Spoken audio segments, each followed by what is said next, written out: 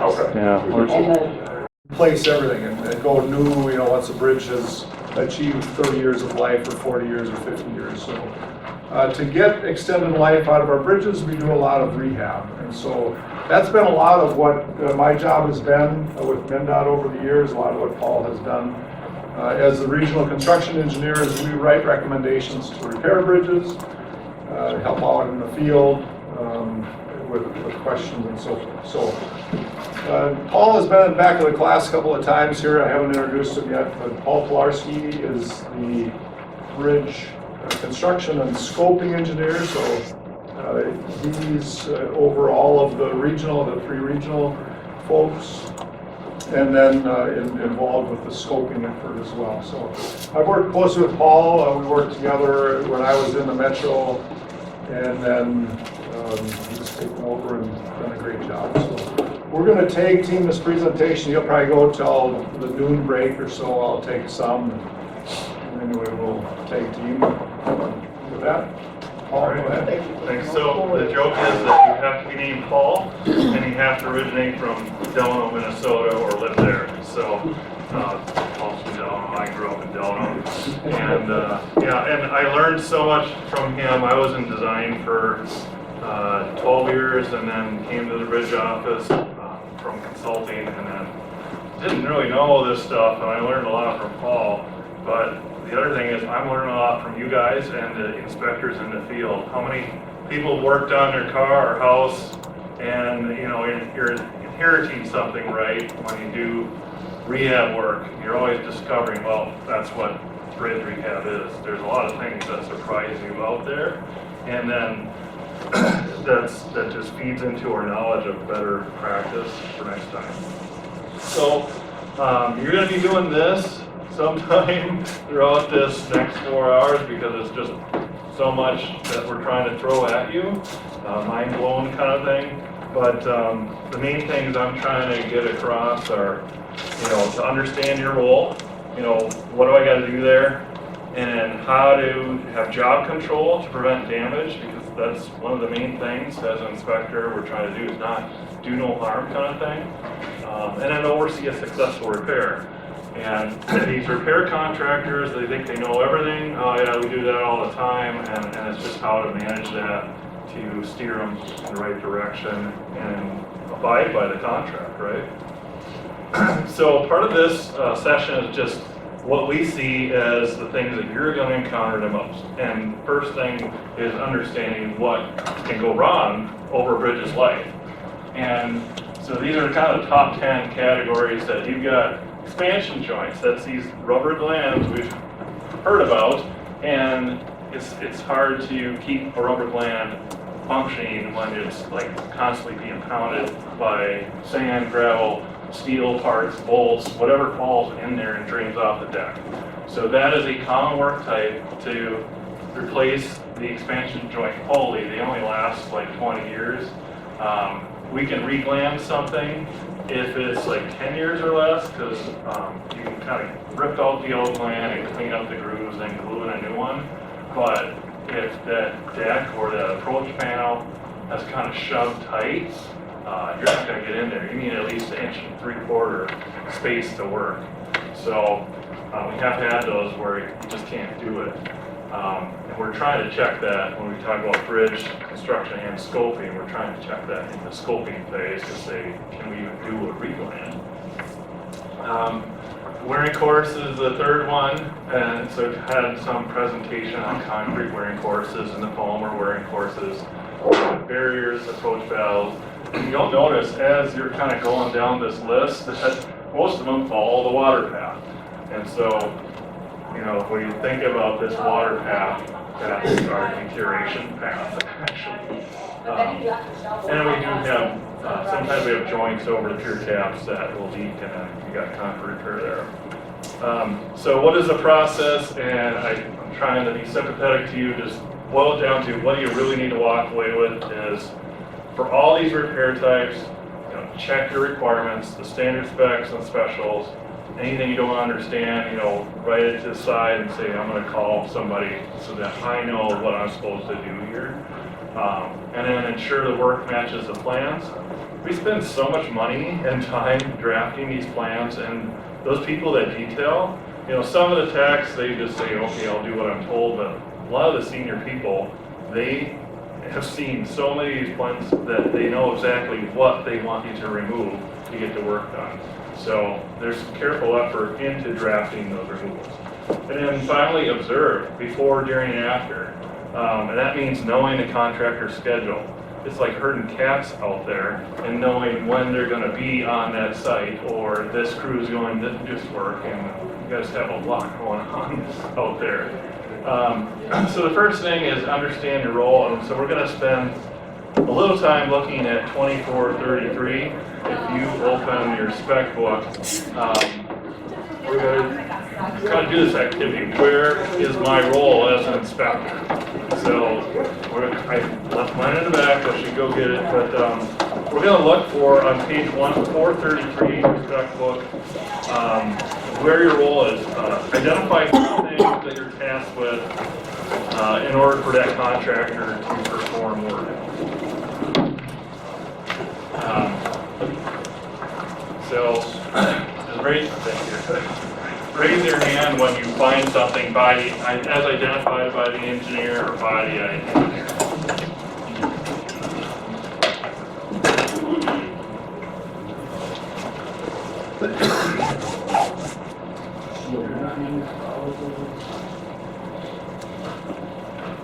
Anybody got one?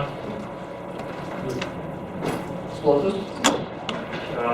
Field measurement? Do not use explosives to remove any portion of the bridge being widened or reached.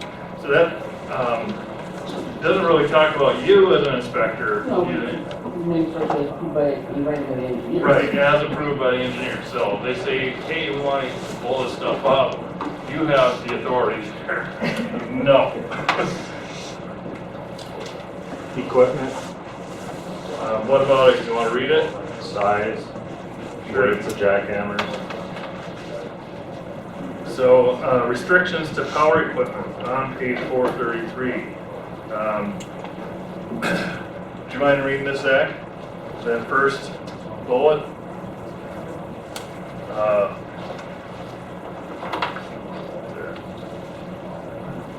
Yep, number one. Removal of power equipment, previously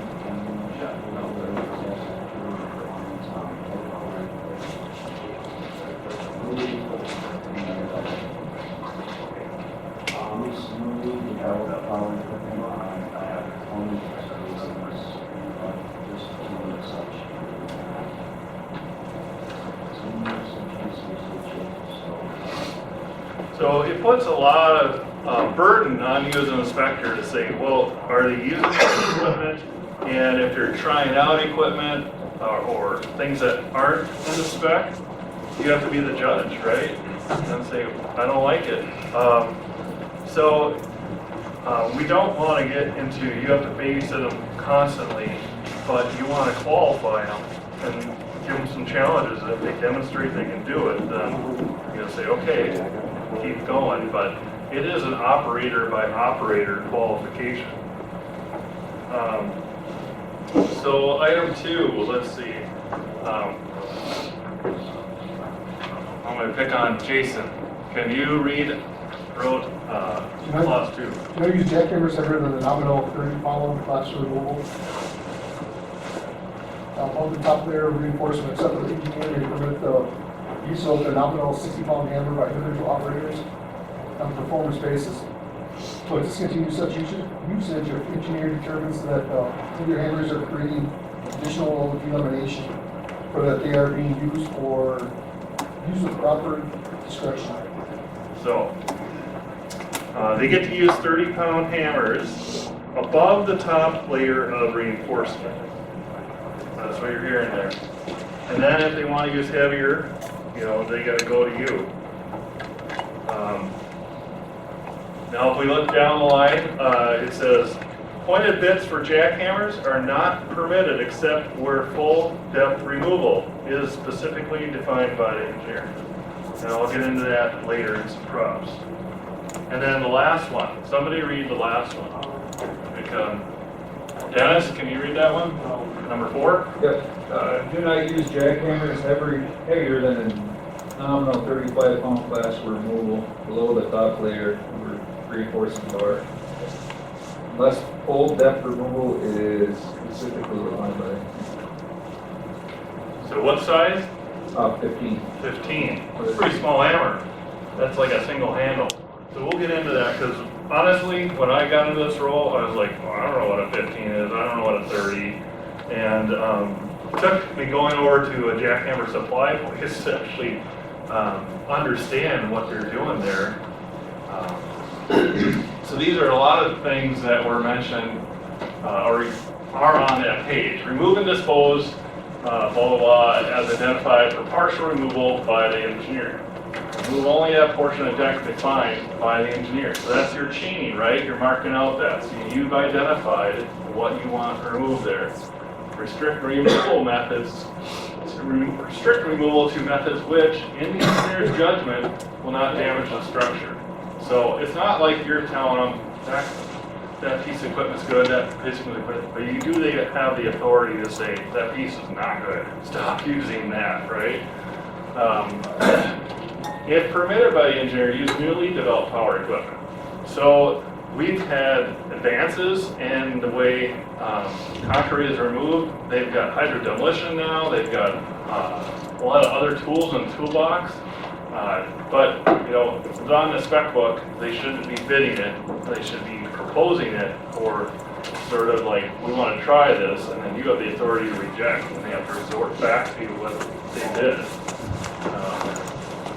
So, and then this last one we talked about, the 60-pound hammer. That's the two-handle. It's really heavy, and actually, they don't like to use that because it burns out a lot of labor.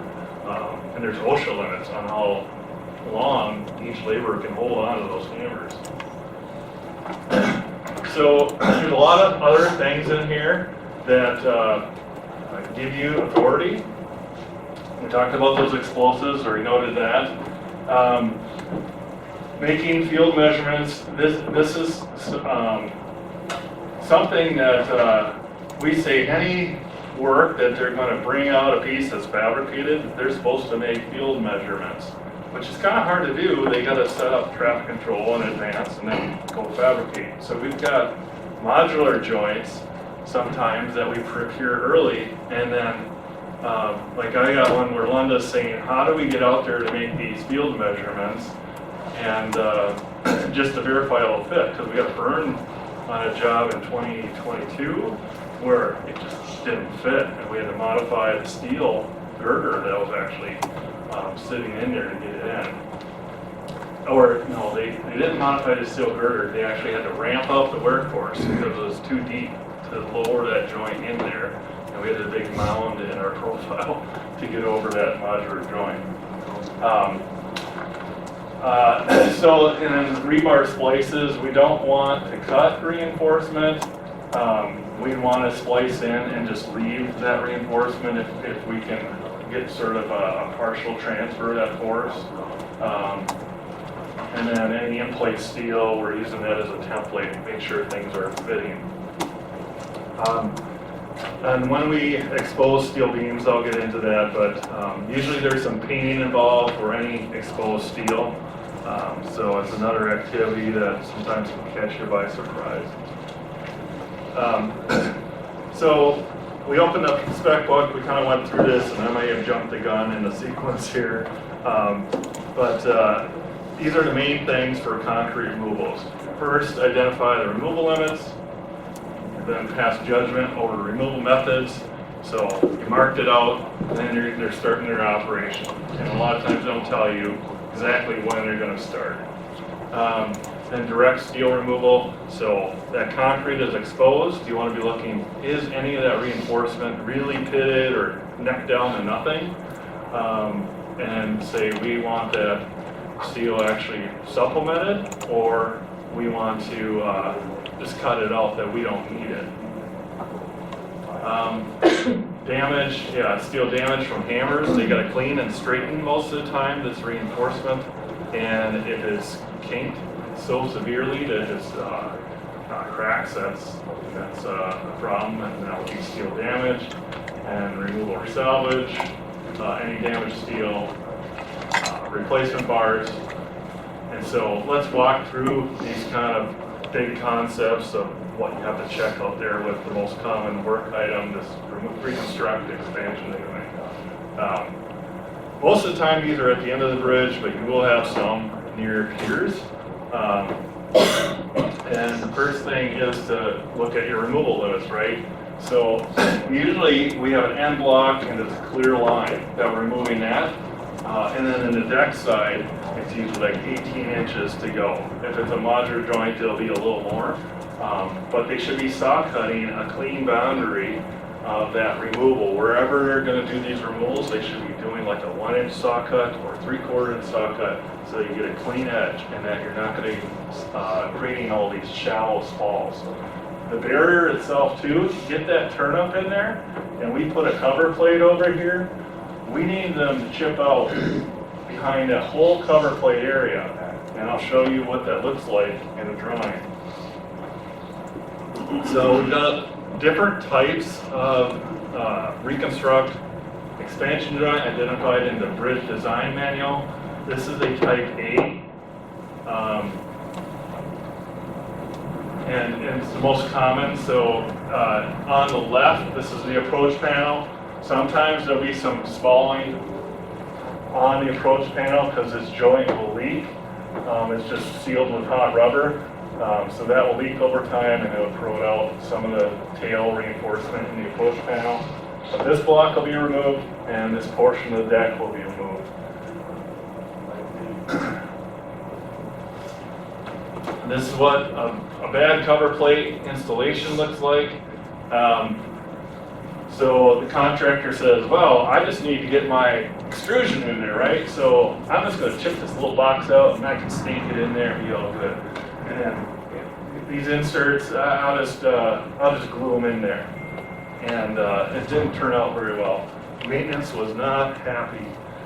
The plans actually showed what was in the yellow there, that was hatched for removal, and that would have extended the full length of the cover plate. So just be aware of those shortcuts that contractors like to take. And so these inserts, if they're just kind of placed in there, that cover plate's gonna stick out, get snagged by the plows. And if they didn't remove that whole concrete behind the cover plate, there's no chance that you're gonna get a nice smooth surface for that to ride against. And the water could also just snake around the back of the extrusion, which is what happened out here. It was just leaking like a sieve. So that box here highlighting the plate to be recessed 1/4 inch behind or below face of barrier, yeah, that was not achieved.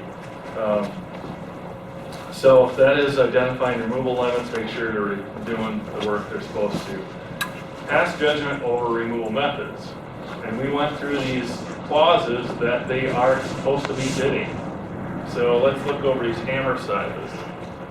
You know, small hammers, these are sort of the 15 pounds. You can hold them with a single handle. We say 15 pound class, 30 pound, and 60 pound, but the actual rates are variable. So it's really hard to say, oh, that is an exact 15 pound hammer. In speaking with this outfit that sells these hammers, they say, you know, usually it's an 18 pound or less hammer, and sometimes they're even electric if they're really small.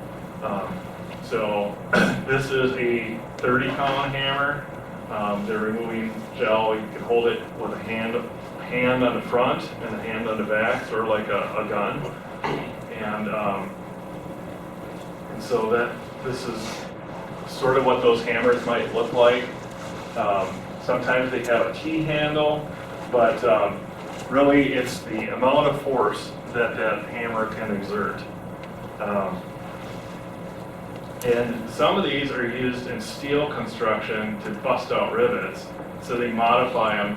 And a 33 pound hammer can all of a sudden be generating 55 feet of foot-pounds of pressure.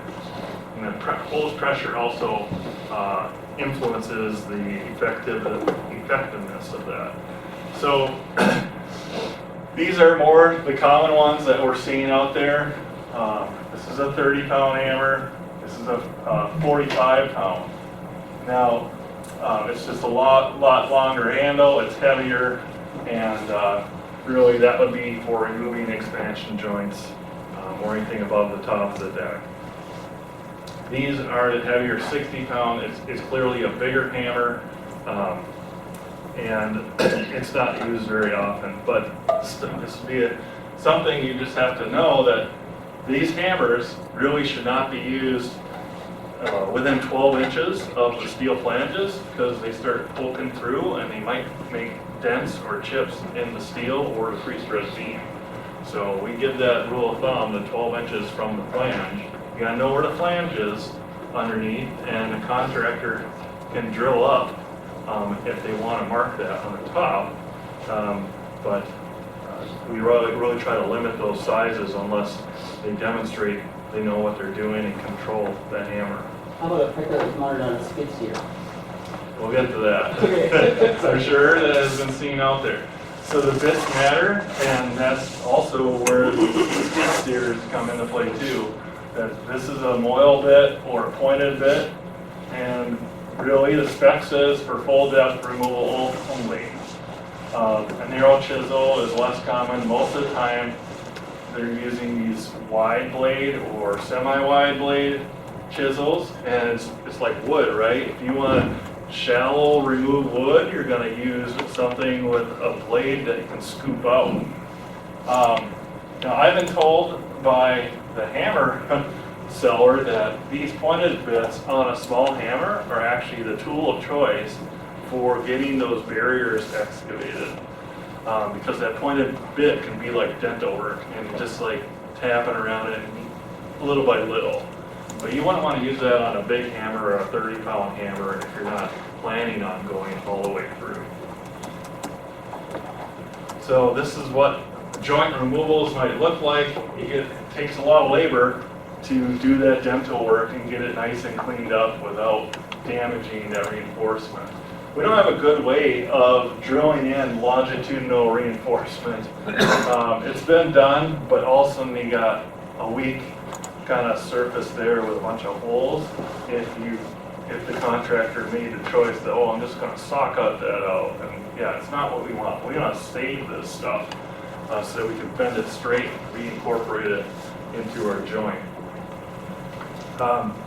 Now, this is what you're talking about. And these contractors that do this type of work and do it often, they have developed skill in this equipment. But they are training new people too. So you never know what operator you're going to get. So this is not what they're bidding. So it's not, you have the right to reject that equipment, but it will slow down production. So some of these guys can demonstrate that they are proficient, that they know that you're not going to point that thing down and damage the concrete.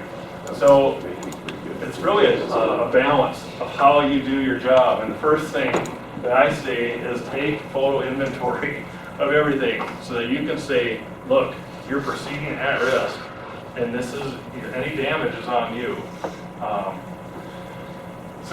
And that's just a precaution. They always say, oh no, that was cracked before I got here. And especially these diaphragms, these concrete diaphragms underneath the expansion joint, the stiffest part will take the impact. So if they can direct that bit away from the stiffest part and the energy, the percussion wave kind of goes away from that, they'll be a lot better off. If they direct it down, that diaphragm will take it and it'll crack.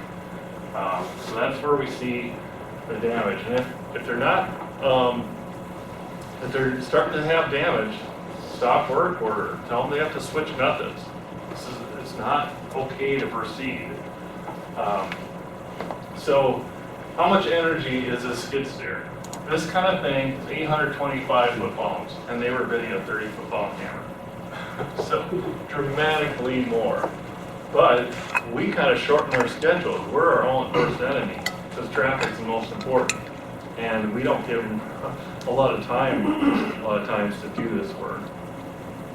So my hope is that, you know, take good photo inventory, say, I was there, I saw what you inherited, so that you can distinguish and get repairs done without additional cost to us. But hopefully, we're enforcing that they have to just do it carefully and without damage first. So there's some definite areas that are prone to damage, and these barriers, we're asking them to carve out this cavity to get this joint snaked up, and then the cover plate kind of patched in there or set in new concrete there, and that is a problematic spot. So make them use the small hammers, 15 pound in this area, and less likely to damage the overhang and blow through. And the only repair for this is like a shotcrete repair, and that just doesn't last very long in this kind of situation. So try to avoid just say, yeah, you know, I think you're skilled for those skid steers in this area, but the overhang, no way. You know, that's a compromise, and because we just had too much damage there. This summer, we've had two very similar incidents. So I'm gonna pass this on to you. That it seems like we could never get an ADA ramp right or something. And I don't know, either they're changing their standards all the time or not making up their mind, but we're reconstructing some of these ADA ramps, and they are being fast onto a bridge deck. And they will have a reinforcement in there. And all of a sudden, we're asking the contractor to remove it without damage. People know what a single point interchange is, where the whole interchange is on the bridge. Well, when that happens, this ramp is actually over traffic. And we had two bridges like that this summer that they wanted to reconstruct the ramp. And the contractor brought the hammers out. And this is how that SPUI, they call it, single point interchange. You got this whole thing as a bridge, and here's the ramp. And this is 494. And this was, I forget if it's France or something down there. But you're right over 494, and they're removing this ramp. And they chose the big guns equipment to get out there. And they put enough impact into that structural slab to chip out, make that concrete cover blast loose, and went through a Tesla, and luckily nobody was killed. So that is just the importance of this work. And they were coming back to us saying, well, normally you guys have this pay item that you sound the underside and you look for loose stuff. Well, yeah, we do that when we have a black bar deck that we're worried about delam due to corrosion, due to a history there, and before they bring the mill on a deck, we pay them to sound and remove any loose cover. But this thing was 12 years old, epoxy coated reinforcement. It's clearly attributed to damage. So within a week, I had two instances like this, one in the north, one in the south. And it was not a car damage in the north, but definitely they punched through. So they, especially over traffic, watch those means and methods, saying, I don't really want your skid steer removing this. I know it's work, but that's what you did, and the risk without a closure below is too much. So I guess the question is, you know, what do you do when a contractor shows up with skid steers? Talk to the farmer and say, I know this exceeds the contract provision, but I'll give you the opportunity to prove that you can handle it. You know, show me each operator, Yeah. you know, how many people you coming in and out with. Yeah. Just like you're saying, research contract, discuss safety aspects, especially if you're doing anything over traffic or that might run into the public. Restate that means and methods are on you, must not result in damage, and you're going to go out there and take some photos. We want the saw cut made so we control any of this thin paste patches that just don't perform very well. And then, talk about the hazards, just like a safety talk, right? Where do they think handheld hammers should be used? And you can point out that the overhangs, we've had a lot of trouble in those barriers. We've had a lot of trouble in those areas. Let's not even go there with this kind of equipment. And then that photo inventory and then go re-inspect. So these other 3 to 6 items for your role, directing steel removal, identifying damage, and whether it should be salvaged or replaced, and replacement reinforcing bars.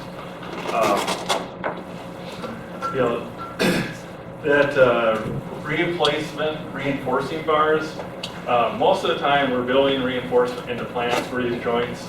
The transverse reinforcement we're putting in new. The longitudinal, they have to clean and straighten.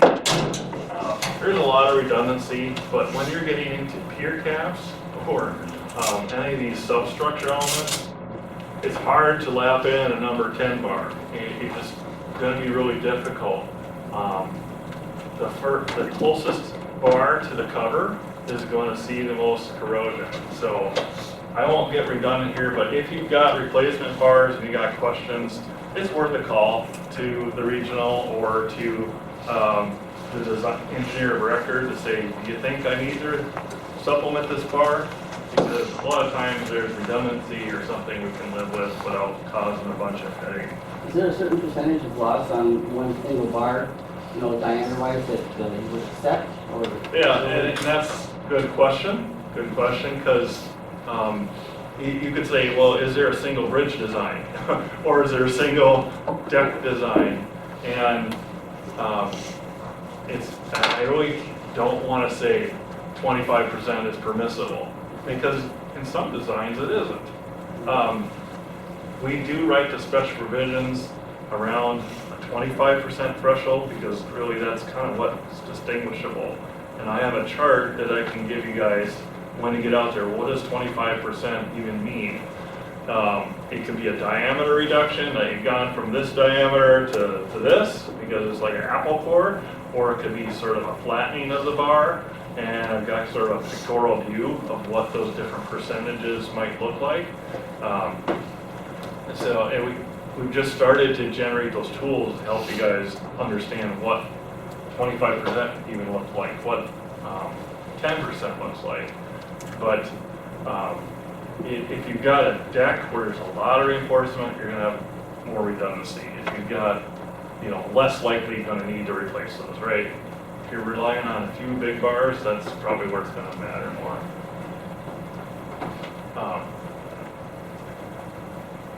So there's other types of expansion joint replacements out there. This one was a style that we used to do, that we used to, or this is sort of semi-integral element too, that the joint is between the approach panel and the bridge, and the approach panel just slides on a shelf. And we stopped doing those a while ago. It's an older style. We're trying to avoid them because, when that joint leaks, it's deteriorating the support system for the approach panel. So you can imagine if they're trying to carve out or remove the hatched area there, they might punch through and hit that red area. So that's where the caution might be. Just look at, what do I want to save and what might be damaged. There's another style joint called a type C. And don't really worry about these designations. They're not going to be on the test. It's just that there's different joints that we've done over the years and changing philosophy and what's more maintainable. But this one really had same sort of thing. They armored the joint with an angle back in the day, and then you put like cork in there and hot pour. And then we switched to trying to put that joint, that gland, in front of the abutment where someone could inspect it from underneath. So different styles over the years, and I think most of these situations have phased out by this point. Lastly, in the 50s, 60s, we did a lot of cork joints or compression seals over the piers. So they would build span by span, put cork, and then go on to the next span for the deck construction. And these just never perform well. We get a lot of beam deterioration. So we try to either replace it with an expansion joint or fill it all in solid and try to shift the movement off the bridge. So again, key thing is to preserve the longitudinal reinforcement coming from the deck. A type E is, sometimes you got these steel bridges that one span kind of comes halfway, or one girder comes halfway from the abutment and sits on a steel portion that's extending from the pier. It's called a hinge joint. So steel on steel kind of supporting each other. And that is, it made design simpler when you're doing designs by hand back in the day, but it also puts a joint, expansion joint, where you don't want steel to corrode. So those leaking joints usually had some steel section loss in the superstructure below. So just want to go through some pictures of what these joint replacements might look like. Socket, nice boundary there. And chip it out, and this is how irregular it can get if you don't control the removals or control the socket boundary.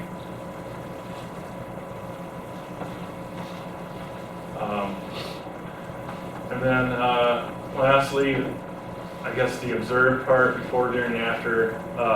Before they go to pour concrete in there, make sure to inspect the work. We got to get this reinforcement all cleaned and straightened. The transverse bars will be replaced, so they'll have to straighten the reinforcement or get it out of there so they can insert the new bars and then straighten the top reinforcement over those. And what should we be doing with all that old reinforcement before we bury it in concrete again? Sandblast. Yeah. Where does it tell you to do that in the spec book?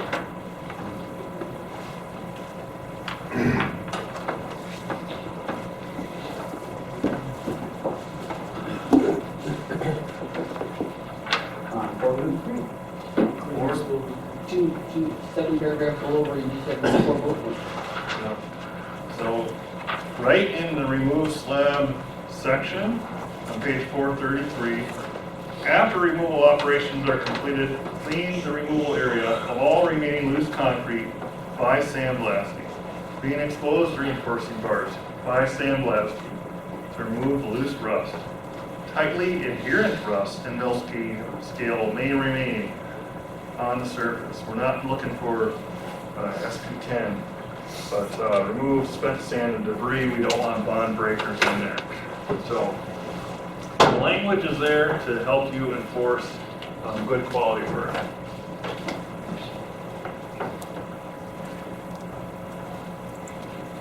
Okay, so that is the third paragraph from the bottom. If you have a paper copy of the book, and remove spent sand and dust, clean it up, seal it up for concrete. Also on page 433, they say ensure the edges are near vertical. Make sure to read for your special provisions any nuances to this work. We do have a special provision for this that talks about removing all the joint forming materials, any incompressible materials that prevent the joint from functioning. What we find a lot is that the contractor has to joint well, but may not get the recess right in the extrusion, so that's something to pay attention to. And then they walk away and their forms are still there. And then when our safety inspectors go to look, they're like, I can't see anything, all the wood's still there holding up the joint foreback. So that's part of their action is to remove all that. I had a few questions in the past, and we've had some errors in our plans. So the 3Y HPC, that is our new deck mix. The dash M is just a monolithic versus a structural slab. But if those designations aren't in your contract, use 3Y42 or S, M or S, that's permissible.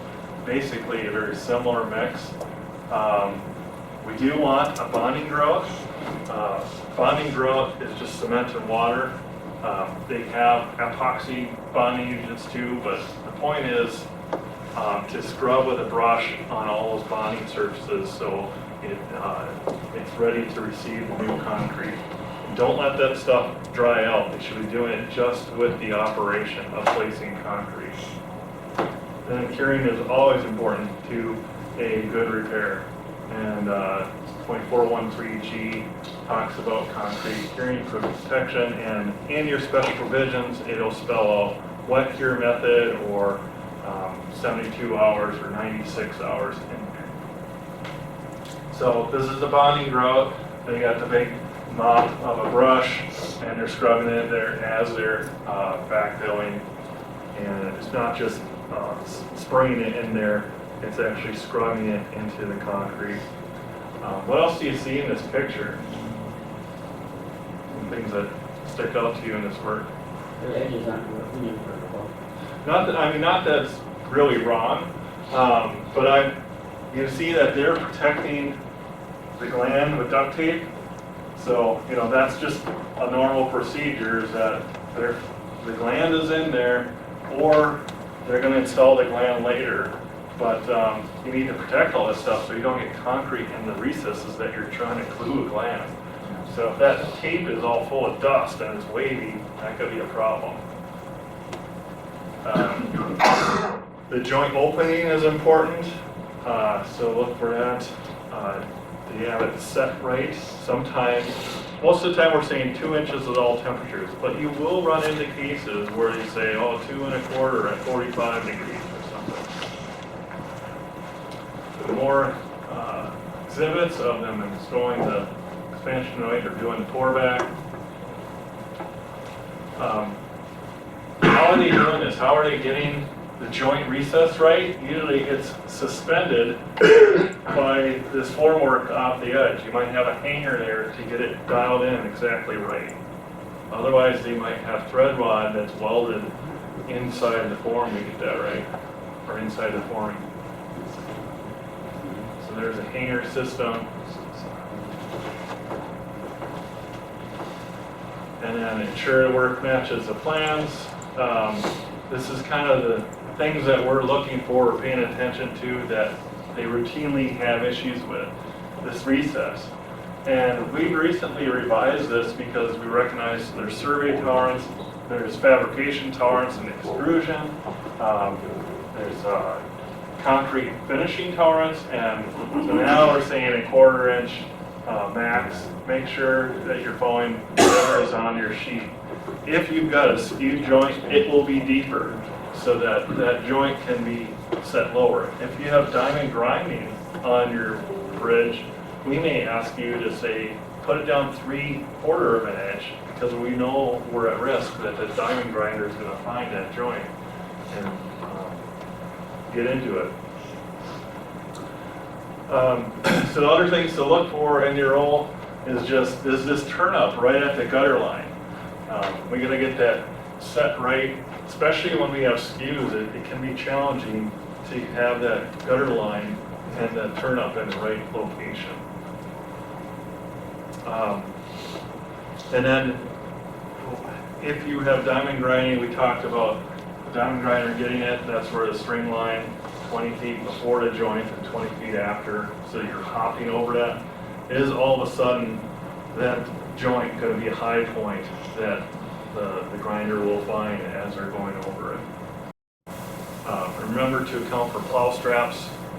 People haven't understood what plow straps are. Okay. So some of the details that you'll see in your bridge plan, you won't have the gray, but more of the detail is provided. So this is what Diamond Grinder has done to us. I have all these plow straps on the back table. They are hazard to the public, and if they're too thin, they start curling over time. It's like the traffic hits it, and it's like a clapper, and eventually it'll fatigue out these welds from all that clapping of the plow strap, and then it'll fly into traffic or into the gland and tear the gland. So this has been, especially skewed bridges, it is a challenge to get this elevation right. And you guys know about these plow straps, but we've debated, how do you fix this if the joint is buried? We kind of want the joint down there for bridge deck planing because we don't want to grind into the extrusion or have that risk. But sometimes, inevitably, they won't be right. We need that plow strap to be near the surface so that the plow doesn't drop in there. So we say 3/8 inch minimum thickness, 1/2 inch max. We have had instances where they start stacking these plates. So they have a bigger plate, and then that's a 1/2 inch, and then they might weld a smaller one on top that's a 3/8 inch. We don't want that to be to go by. We want to know about these instances before you just say that's permissible. It's not in the plans right now. It would be, you call us, say, hey, this is a contractor proposal to get the plow straps within the tolerance that we ask for in the bridge plans. So other things, like I mentioned, observe the contractor's work before they walk off the job, have them take their forms with them. This was one of those joints over up here, and then our fracture critical inspections have to go out there and they can't see what's going on because it's just all form work. And they're doing these inspections out of snoopers, and if they run into stuff, it can be very difficult to get out of there. So let's take a moment to talk about what are the 3 things that might be damaged in the expansion joint placement. Raise your hand. Or what did somebody say? Rebar. Okay. Beam. Beam. Good. Gland, Gland. Yep. Barrier. Say it again. Barrier. Barrier. Right. And that is one of the more common areas, the barrier and the deck overhang that we see damage in. So why do we have expansion joints on the bridge? Going back to that function. Allow thermal movement. Yep. Thermal movement. And back to whatever we want. And right, we don't want that. We need a gap, but we don't want it to leak onto the substructure. So, again, I went over all these things to watch for. You guys probably talked about this when we're going through the expansion joint presentation, but that gland and how they cut it makes a difference. So we ask that they cut it horizontally, and not only that, we want that sticking out like an inch past, because they work that gland in from one side of the joint to the other. And you can imagine, they set that first one in there, they got an inch showing, and we've heard from District 1 this over time and time again that the glands end up being somewhere down here on the extrusion by the time the glue is set. So what's happening? They keep cut the gland. Did they cut the gland wrong, you think? Maybe. Wrong. It's going back to its original shape. What's that? It's going back to its original shape Going back to its because original you're shape stretching it when you put it in. from when it's rolled out? Mhm. I never heard of that one. Could be. And I don't know that this is the exact right answer, but what I see them doing is that they have a lot of glue and lubricant kind of glue in this joint. And they're pulling it too, getting it in there, stretching it out. So until that glue sets, it's kind of like a rubber band that they could be pulling down too. So, just make sure to have plenty of stick out as they start that job. Because it will try to be like a turtle and just go back into its shell there. Another thing, if they're doing barrier repairs or something, be our eyes and ears out there, or eyes, because this thing is no expansion capability. Something's got to crush to get that joint to close more, and we need it to be able to close as well as open. So if you run into that, they overpoured or somehow they close up the gap, we should be looking for a sock up there, and that should be on them to give us the expansion we asked them to bid. Sometimes this is my fault. This one, I just went out there when I was scoping, and we had a bridge with like 14 joints, and I didn't look at every joint, but I said, replace all joints. It's doctor's orders. Well, this thing was from original construction in this 73 or something. The girders came out long, and it was butted up once against each other, and there's really no hope for this joint to even move. So I could probably switch the work type to just a fixed joint there and closed up the deck and just made it monolithic over there, and we wouldn't have had all that potential maintenance over the future of always another moving joint to take care of. So yeah, if you see something out there, I'm not immune to criticism. I'd like to hear the comments. I know the other regionals would too. And that's where I introduced this topic, that we're always learning from you guys. So the measurement and payment on this item is based on horizontal distance between the outside edges of deck along centerline joint. We don't really measure the kinks and all this stuff. If there's a turn in the joint, just straight line out to out. And then it's paid at the linear price of linear foot. But cost on this stuff's like $900 a linear foot these days. So not cheap. You don't want to have to redo it. Anything else we do with expansion joints? Another work type.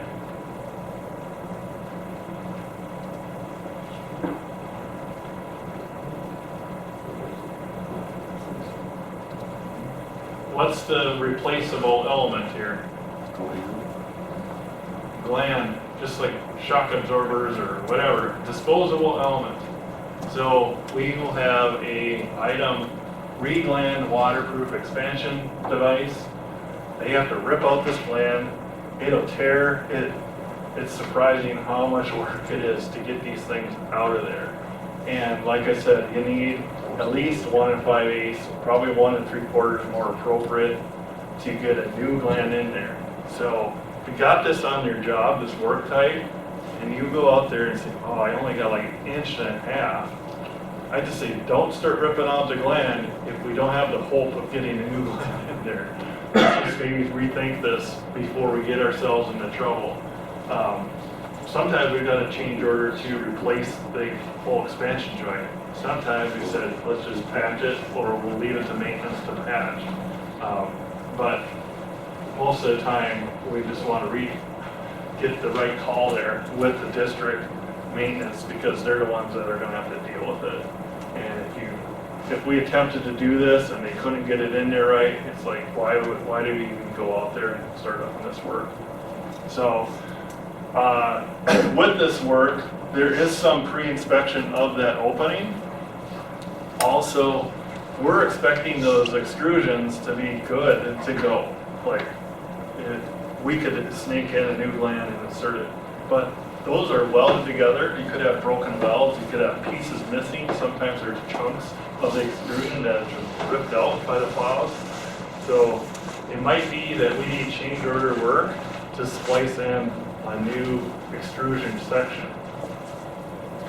So yeah, I guess go out there with the contractor and look it over and see, should we really proceed with this, or what are we going to run into early on. When we're scoping bridges, we're trying to do the best we can at identifying this, but scoping is 6 years out. Writing repair recs is 2 years out. Shit happens. You're gonna, might have something happen during the So this is what water, gland replacement looks like. Cleaning those recesses is a bear. They've got some tools to get in there that kind of turn up and get that glue out and get any corrosion out. But it's a challenge. And so we say whenever we re-gland a joint, it's never the same as new. And it probably has a service life that's maybe half of a new replacement joint.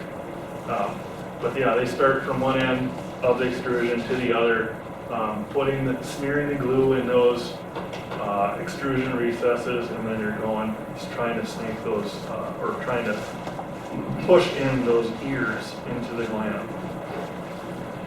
When we do stage construction, they'll have a continuous gland, and it'll be rolled up in a big ball behind a barrier or something, and they'll switch over, splice on the new extrusion, and continue that gland forward. Okay. Any other joints on a bridge that you can think of that are repeat maintenance? Sawn joints, yep. So we've got sawn joints for pre-stressed beams where there's a gap over it here. That will be a saw joint that's sawed and sealed. Also at the approach panel. So anything that can articulate or needs to pivot, or there's a break in the superstructure, usually you're going to have some sort of a sealed joint there. And that's where water can leak down and cause issues.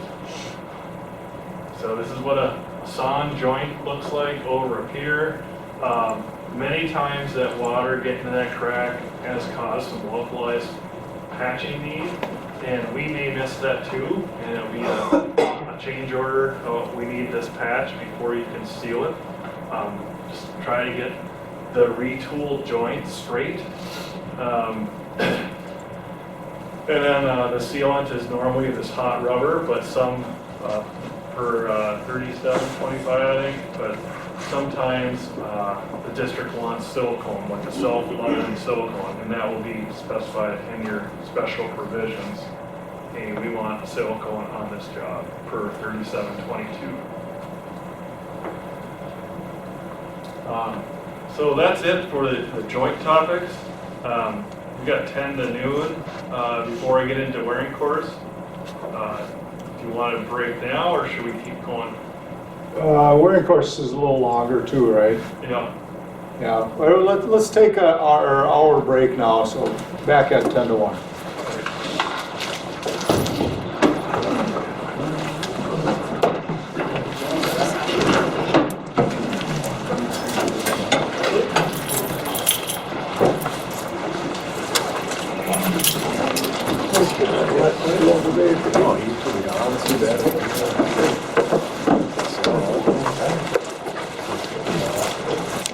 The work I do is basically that. You're really trying to roof, you're trying to get water to the place that it needs to go. And so when we're looking, or I'm working with our bridge engineers on how to repair a bridge, especially the bridge deck, that's our biggest investment. It's the roof on our house, so to speak. It's also a structural member because we're driving on it, relying on it for safety of the public. So we start looking at these items for investment in the bridge and scoping. And I'm covering this now because you do start to wonder, why do we do this out there in the bridge? And we're not going to spend too much time on it, but it's just some background that, we're looking at how old the concrete wearing course is, how much cover we have out there. Sometimes when you build initial construction, you have a lot of variability. You could have 3-inch minimum that we always ask for now. You could be up to 4.5 sometimes to get the profile right. And it's not a goal, or that's not where we want to be, but sometimes there is that variability in the camber that we predict coming out of those beams, and then you don't get the stools right or something. So cover is variable nonetheless when you're screeding it. Is the reinforcement coated? That plays into our investment decisions and how long things are gonna last. And right now, we have a research project to figure out, is there a way to predict percentage of deck patching with all these variables, freeze-thaw cycles, all this stuff, rather than always relying on chaining or some other NDE methods. Is there a better way to have asset management? So a lot of our choices for deck patching relies on, first of all, are we going to replace joints? Because we're interrupting traffic a long time just to get those joints replaced. So that gives us the opportunity to make other investments within that same traffic control. So can you think of some forms of deck deterioration? This is sort of the safety inspection side, but you've probably seen stuff out there. What's the obvious one when you get into concrete? Spalling. Anything else? We've asked you to do it here to define it. Cracks. Delamination. Reinforcement, corroding, and popping concrete. So and scaling is a form of deterioration too, but many times we don't treat it. We say that's part of the cover that we might just have some issues with that we're trying to, might need to seal more often. So we have a matrix of deck repairs that we'll do, and it depends on if you're doing a new wearing course replacement or a patching deck, which items will be on your job. And at first glance, it seems like, well, it's the same equipment, we're doing all this stuff, but the payment is different.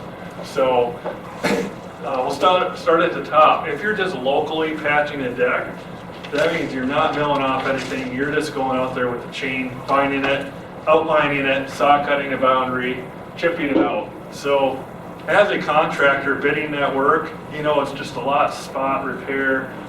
It's going to cost you more in labor because it's piecemeal work. So we have an item, remove and patch type DEF, that pays them for that. And we want to track those costs separately from the work that's done with the wearing course. So when it's done with a new concrete wearing course, they first bring out a rotomill. They'll scarify the bridge deck if it doesn't have a wear course, if an existing wear course. If it does have an existing wear course, we say remove the concrete wearing course. We don't use the term scarify, we just say remove concrete wearing course, and they know they have to get all that thickness off down to the structural slab. And then we'll use these items, remove and patch type A, B, and C. So that designates that the patching was done with a wearing course placement. So we had a lot of issues with plans going out. The details were always mixed about what we wanted, and the designers were grabbing details from the last job and they weren't right. So now these sketches are in your special provisions. They've been that way since 2015. But you don't need to find this detail in your plans. It'll be baked into the special provision because these designations, these asterisks, go with specific language, and this is also in the bridge construction manual, or bridge construction inspection manual, your course book. So if we look at this repair, remove and patch type A through C, you see that on the left, your bridge will have an existing wear course, and then you get into these patch repairs. It kind of looks like an inverted top hat kind of thing. So this goes hand in hand with 2433, those hammer limits. So first, they remove the wear course, then they get this shallow repair. That's called the type A. So above the top reinforcing mat, the topmost bar, and including that topmost bar. That is the type A. So once they get there, you're going to have to go out there with a hammer again and say, okay, do we have to go further? So you're going to be hammer sounding, is it still hollow there? If it's not, then they're basically done. It's this type A repair. they can fill it in with the wearing course, and that's where this asterisk comes in. That they're allowed to use this mix to fill up that pocket. Some contractors will do that. Others, like BCI, a lot of times they want to pre-fill those patches, which is fine too, but they have to cure those patches 48 hours and wet cure them because they don't like to run their mud buggies over all these dips and stuff in the deck. They like a smooth surface. They want that pre-filled so that when they come over, they don't have any extra areas to consolidate ahead of the screed. Now the blue areas are, as you go deeper, the hammer size that you can use in those to remove those areas is changing. So what did we say the hammer size limit was below the top mat if it wasn't a full depth repair?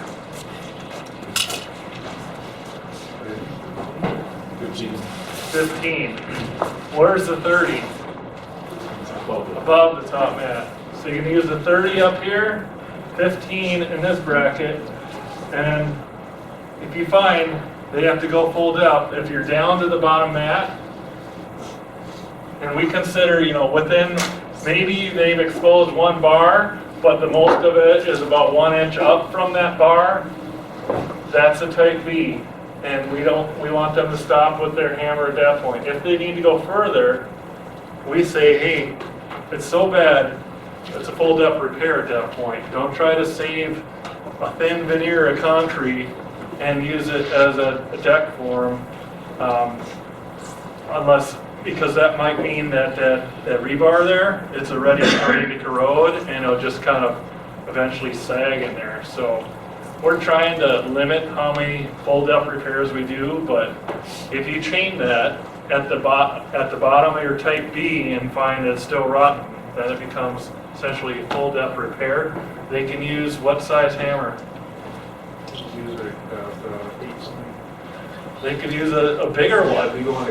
Yeah, if they're going through, there's no limit. They can use a 60 pound. But the ideal is to make a hammer that'll go square and not just make, create these shallow, low angle spalls under the deck, because then you're stuck with all this paste that just hang in there. So we want things as near vertical as possible. Get the big hammer out and make a good, nice vertical joint as much as you can. But that ties into those hammer limits. And that's why these sketches are in with the language in the special provision. When we have a full depth repair or a type B, that's not to be filled in with the concrete workhorse. That should be patched ahead of time because it is prone to shrinkage and settlement, and we want that filled up. And usually, if they're going to pre-fill, they would fill all the way up to here. So it's nice even with the top of the deck elsewhere. Even though it's a different mix, the 3Y47, they would use that all the way up to the bottom of the workhorse because it matches sort of the adjacent concrete. You're trying to get those thermal properties of concrete very similar to the surrounding concrete. Now, that plays into the localized patching. When you're just doing these spot repairs, the hammer size limits, they're still there. They will use a rotomill to try to get down to the reinforcement as much as they can before they bring out the hammers.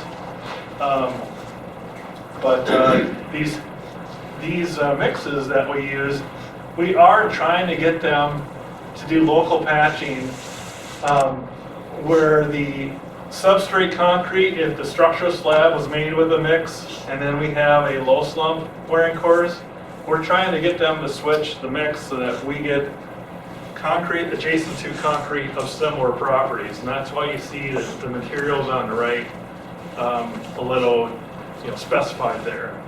I don't know that we're always getting that, but it will have a better chance of success if we're matching the adjacent concrete.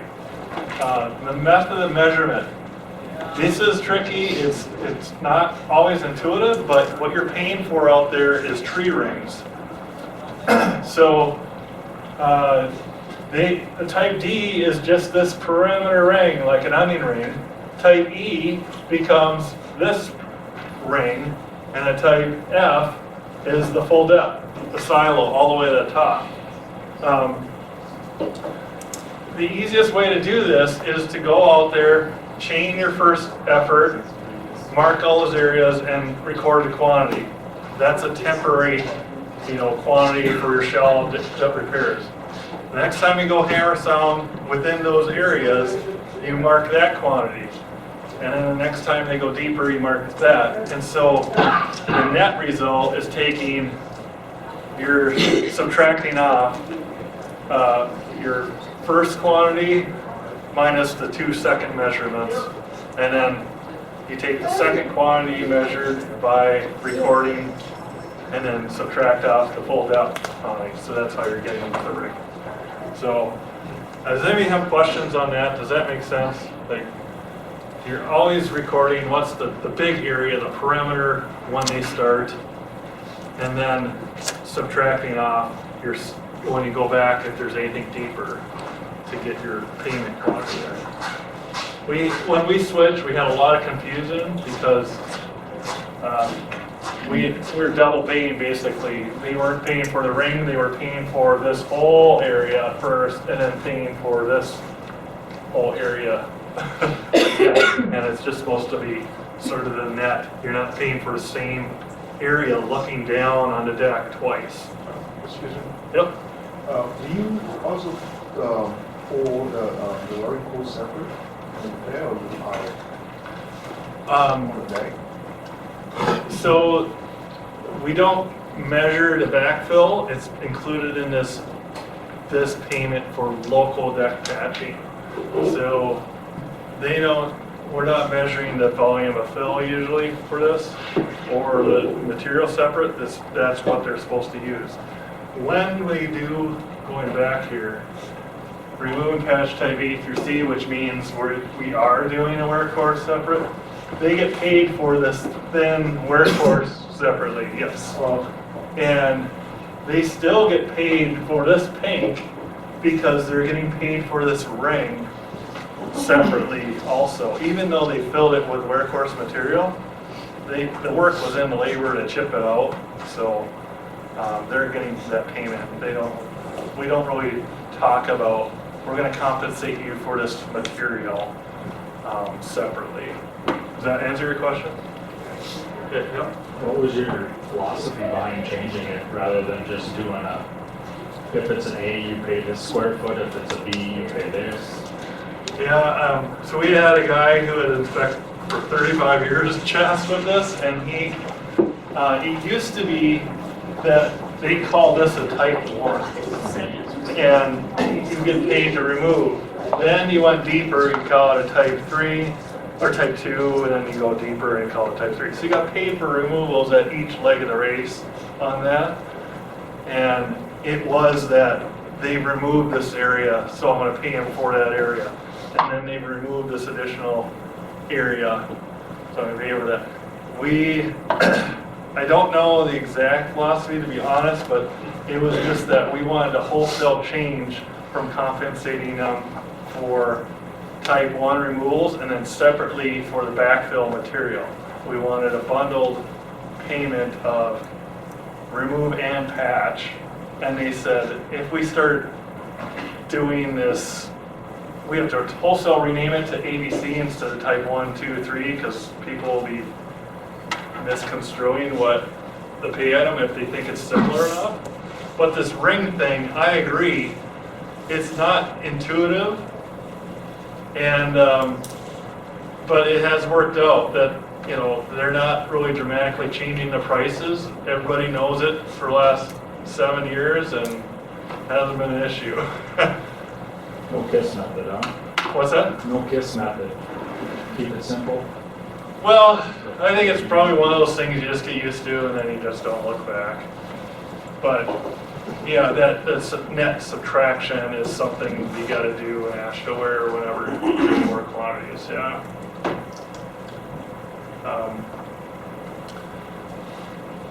So anybody else have questions? So, so the prosecution work is basically you're milling off the old wearing course. We've been using wearing courses since the 70s, concrete wearing courses.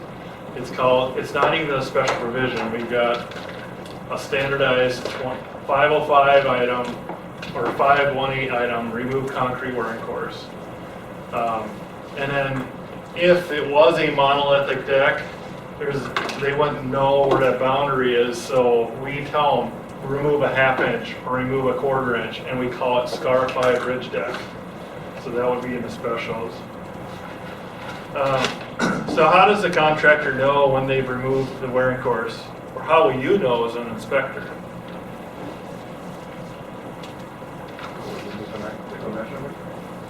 Take a measurement. You know, whenever we put down wear courses, we say 2-inch min. So it could be 3, could be 2 3/4.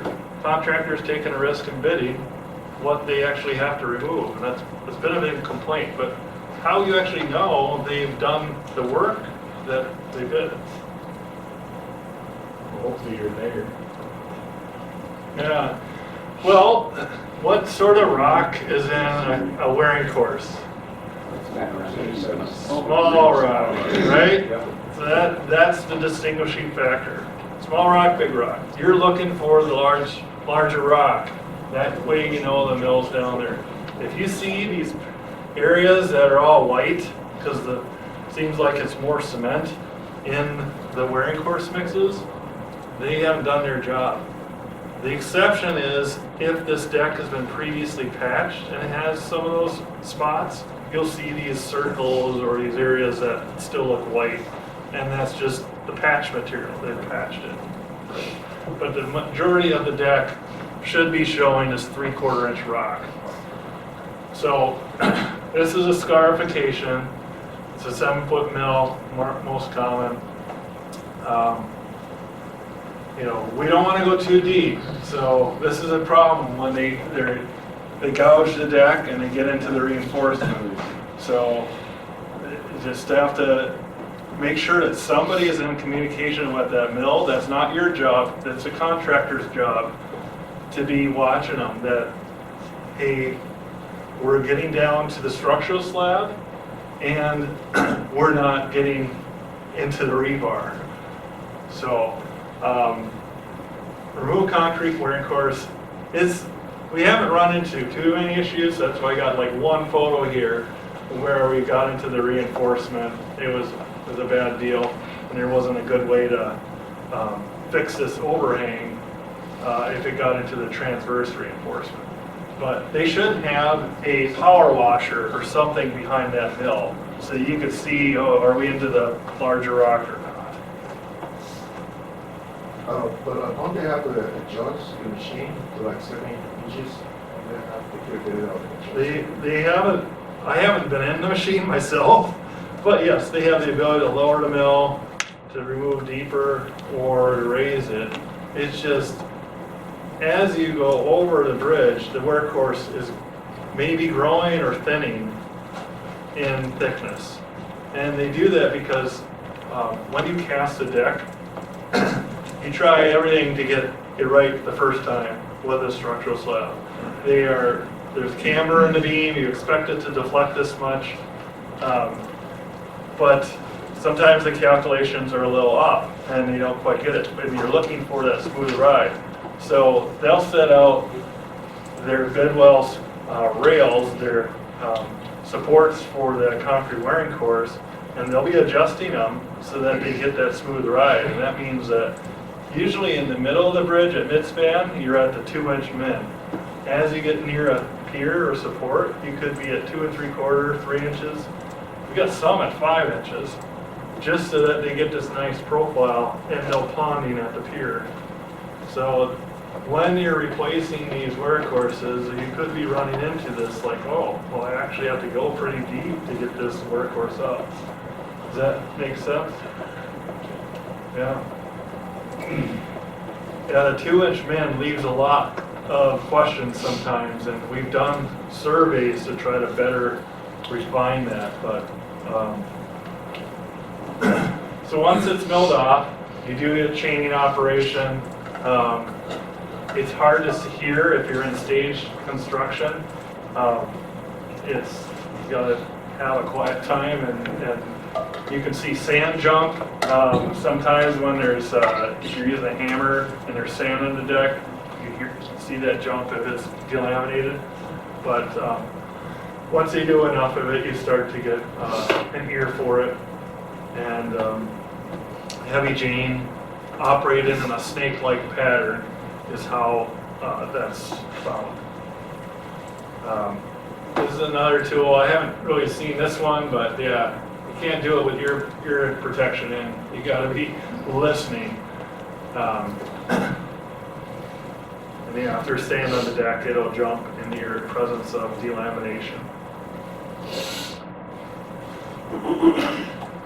We have this tool in the bridge office to check out if you'd like it. It is really suited for overhead or pier caps or anything like a parking garage where it's really made for.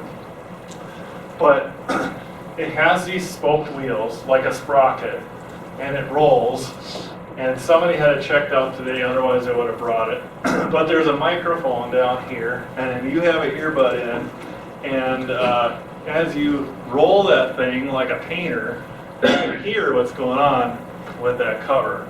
And it isn't really suited for bridge decks where you got thick concrete cover, like 2 or 3 inches.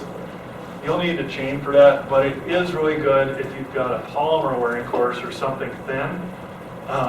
Then you can hear it because it sets off that hollow sound with just the movement of these spokes.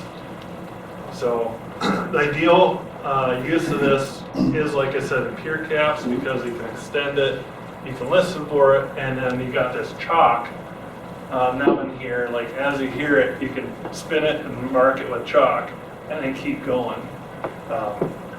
But the contractor is supposed to provide you access so that you can mark out substructure repairs and chain it with them and agree on, okay, we agree, we both hear the same thing, this area is this bad and for repair. So this is what a marked out deck would look like. Hopefully yours are not this bad, but this is a lot of area. We don't know in scoping a lot of times how bad it is unless we've ordered maintenance to go out there, close down traffic, and do a chaining survey. So sometimes we are surprised. So the message is, if there are large quantities of unsound concrete, this is probably not the right fix. We don't want a lot of little patches and saying, okay, we're good for 10 years, because they'll likely just last 5 years if it's this much. We would do a change order to do a real mill and overlay if you found this much in localized patching or in a wear course. So we've had a couple, like maybe 5 instances of this. Like this is looking down in St. Paul, we had a job on I-94, and this is one of the ramps. But I got this call that said, hey, I got about 60% patches out here, what do you want to do? And I said, well, we're not going to do that patching. What we've done then is say, let's go load rate it, see if we can handle a thicker overlay. So we won't dig into this. It'll be a nightmare. So all the labor to chip out those patches and piecemeal work, we'll say, let's just do a thick overlay, concrete overlay, bury those sins kind of thing. And we've had, let's call it a dirty overlay. We've had those overlays last for 15, 20 years without interruption of traffic, without issue of delam. It just floats there, and it's an 8,000 PSI mix, and it's been, the low slump is, so it just really performs well. So it's a tool and toolbox that we do when we don't care, do we have to get at all these patches, and that's the last thing we do before we redeck this bridge. It buys us time. So it's a legitimate strategy, but what might we be worried about if we put back a thick wear course? Smooth nice, What's that? roll smooth nice. I'm sorry, did you Roll smoothness? road smoothness? Yeah, we might have to ramp up on the approach panels to get there, change the profile. Anything else? Possibly weight. The weight, right? So, it does require our load ratings unit to say, take a look at this, can it handle that extra weight? Before we just say, contractor, this is what we want to do, we want to price proposal for just doing a concrete workhorse. When you putting the handed overlay, do you also have to take into account the expansion joint? Because you have to take out a layer on the existing bridge, don't you have to adjust? Adjust the joint height? Yeah, and just about all these projects, we're replacing joints, so we have the ability to set it where we want it. And they will do these deck patching kind of at the same time. We'll shut down the roll, they are chipping out the joints, and meanwhile you've marked out the deck, and they set their crews to get busy over there too after they're progressing on the joints. But yeah, this decision to switch to tactic to say, let's not do patching, it has to be thought through. Call the regional bridge construction engineer. We will get load ratings involved. They usually have this in their system already, so it's just a quick run to figure out if it's viable. Because we have to do that anyway before we enter into any contracts, update the load rating. So they'll have it fresh in their minds. So these two bullet points are something I want you to walk away from this class to have as a rule of thumb, that if your job has a mill and overlay and you're finding that, oh my gosh, I got 25% of this area that is going to be local, or that they're going to have to chip out first before we come in with the concrete wiring course. That's kind of a threshold that said, had we known that, we might have gone redeck instead. So we should just make sure it's still the right strategy to pursue all those patches with the overlay. If you've got localized patching only on your job and you're approaching 15% of the deck area, that's again where we have to rethink this. Is this the right strategy? Should we be saying, let's just mill the whole thing and put a new workhorse there? That'll give us a better long-term product. So we're trying to target in our investment like local patching up to 10%. We don't want to have all these spot patches.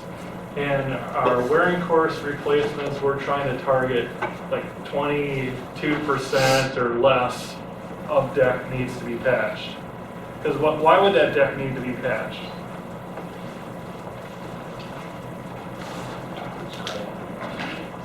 Bad mix? Something else. What has could corrode in that deck? Oh, the rebar. So if the rebar is going rotten, your deck's going rotten. So that is an indicator there's a lot of cancer in that deck. And you get about 25%, we might say it's metastasized. It's got to the rest of the body, and it's going to keep growing. That tactic only lasts so long. So this is another instance, this deck that they marked out. We're just going to do local patches, but we didn't know where to stop. And this one we said, they called us and we said, really this was a last hurrah for this bridge deck. Let's rethink our strategy there. And this was actually the Rum River Bridge, Highway 10, just going into Anoka, which we replaced. So we flood seal as a tactic. We just said, we're not going to pursue this DLAM. We're going to let it ride. There's no cracks in it. It's just kind of floating. And we are going to try to seal everything we can and get this deck in for replacement, or the bridge in for replacement. And it lasted the 8 years in service in Highway 10, and now we got a new bridge. So we didn't waste our money there. It was a good outcome, but stressful. You never know. Are they going to be patching all this in the winter? So just some images of the work. So localized patching, type D.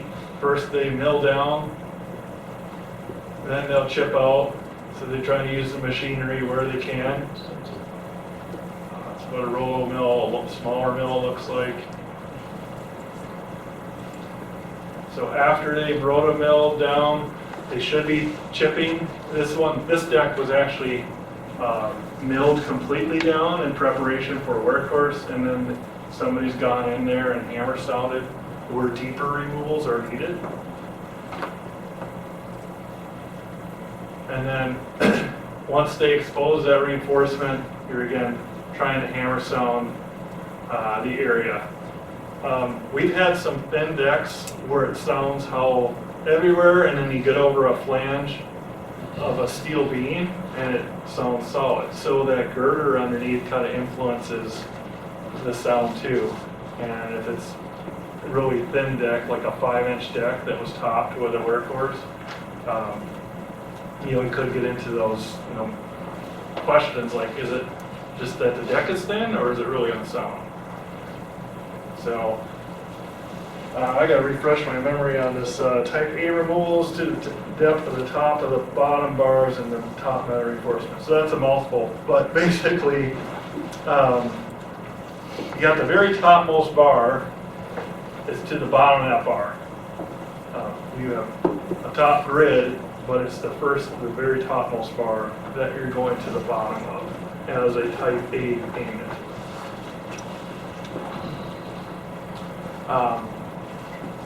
So after they've done their removals, just take an eye out there, see if they're really done or not. If you've got reinforcement going in and out, this is the top mat exposed. We say it's complete when 80% of the reinforcement is showing. In this case, you can't really see the boundary because this is probably not the most appropriate bridge for this one. This was hydro-demoed. But what the inspector should be looking for out there is, look, it looks like this crack is kind of in these areas where it's a delam plane, and you could be taking your hammer and finding those and say, well, if it's still delaminated in there, we want that chipped so that it's actually going to sound concrete where that crack would actually stop. So it is a bit of an inspection, and this the second bullet need to be able to put a finger under the topmost bar. That's not actually true. If the top bar is exposed, it is qualified for a type A repair. That's how the language reads. But do have to evaluate, should we be going deeper to get to sound concrete?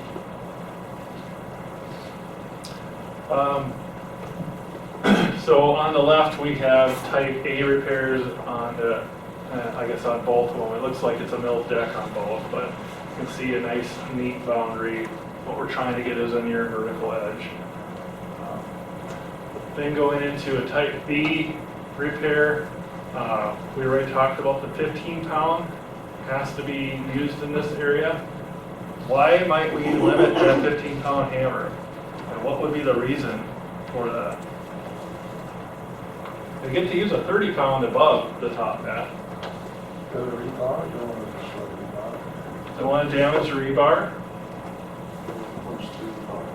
Don't want to punch through the bottom. And another thing, you don't want a mat crack. Make a big spider web cracking on the underside, because that will just leach, and you'll see all this water and saturation in your finished product. So yeah, we're trying to be nice and gentle so that this concrete, if we are going to leave it, is preserved as sound and not all cracked up. So that's why the dent will work there. Every time they hit rebar with the hammer by accident or whatever, it has the ability to reflect through and potentially cause a crack. It's another, I guess that's another reason why we say 72 hours between passes. If they've exposed all this reinforcement and they're filling in patches with the workhorse, you don't want trucks driving on that rebar in and out of a concrete workhorse that quite isn't strong enough to grip that rebar. You could be just working it loose or delaminated. So Then we talk, so type B or E removal, that is, still in that thickness, and we want them to stay ideally an inch above. But yeah, you're not gonna be able to tell, am I an inch above or not? You're just gonna know, am I at sound concrete or not, and I don't see rebar. So that's the goal, is to somewhat keep that bottom mat encased in a type B repair. And then, this is kind of what I talked about. We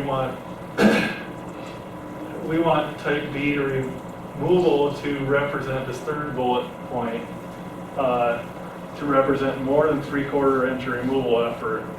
So say what that means is, say you've gone in here and you find they're not done at the bottom of this topmost bar.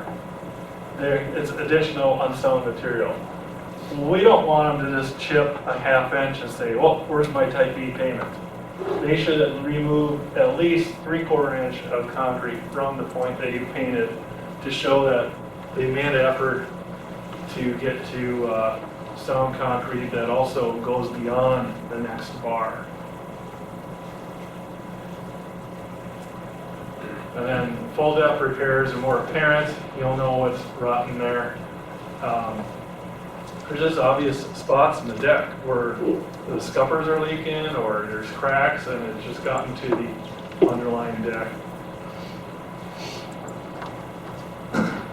After the removals are complete, what do we do for expansion joints? What's the same thing we're going to do on the deck? Clean all removal areas by sandblasting. Has the double effect of opening up the pores in the concrete so that it's really receptive to a good bond, and it's also going to get that rust off of the reinforcement. Now, people have asked me, why aren't you coating it? A lot of other states are coating their rebar.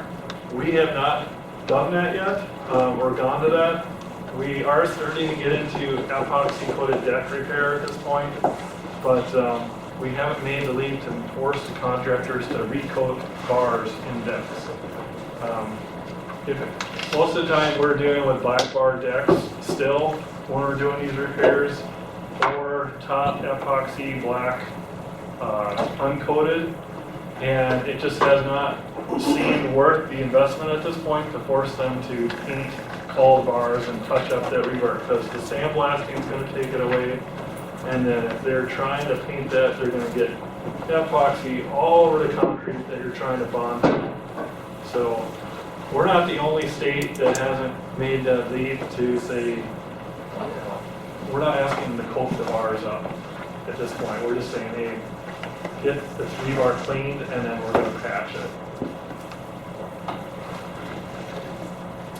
So here's another instance of extensive bridge deck repair that can happen. Got a lot of language here, but the way the spec reads is that in extensive areas of type A removal will be considered accomplished when 80% of these bars are exposed in any 10 square foot area or 100 square foot area or 10 by 10 area. So we're asking for them to remove and dispose of portions to the depth of the top of the bottom bars and the top matter reinforcement. So that is, show me the topmost bar completely. Show me that. And then you'll get paid for a type A.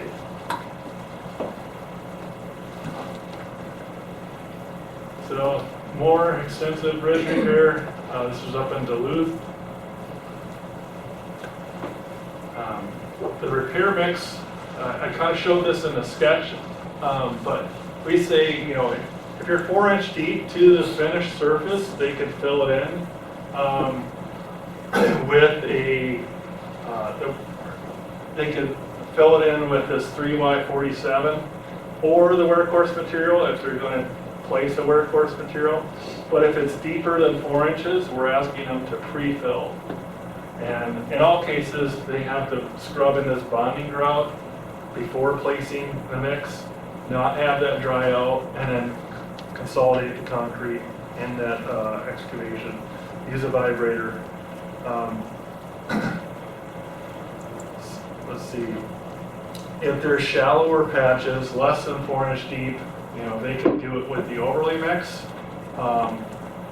We have had jobs where we want to get in, get out, and your specs might say high early concrete, and then we ask for a contractor mix proposal for those. They could be using 1021 or something. We try not to use set 45 type mixtures, but there are some rapid strength gain patches out there.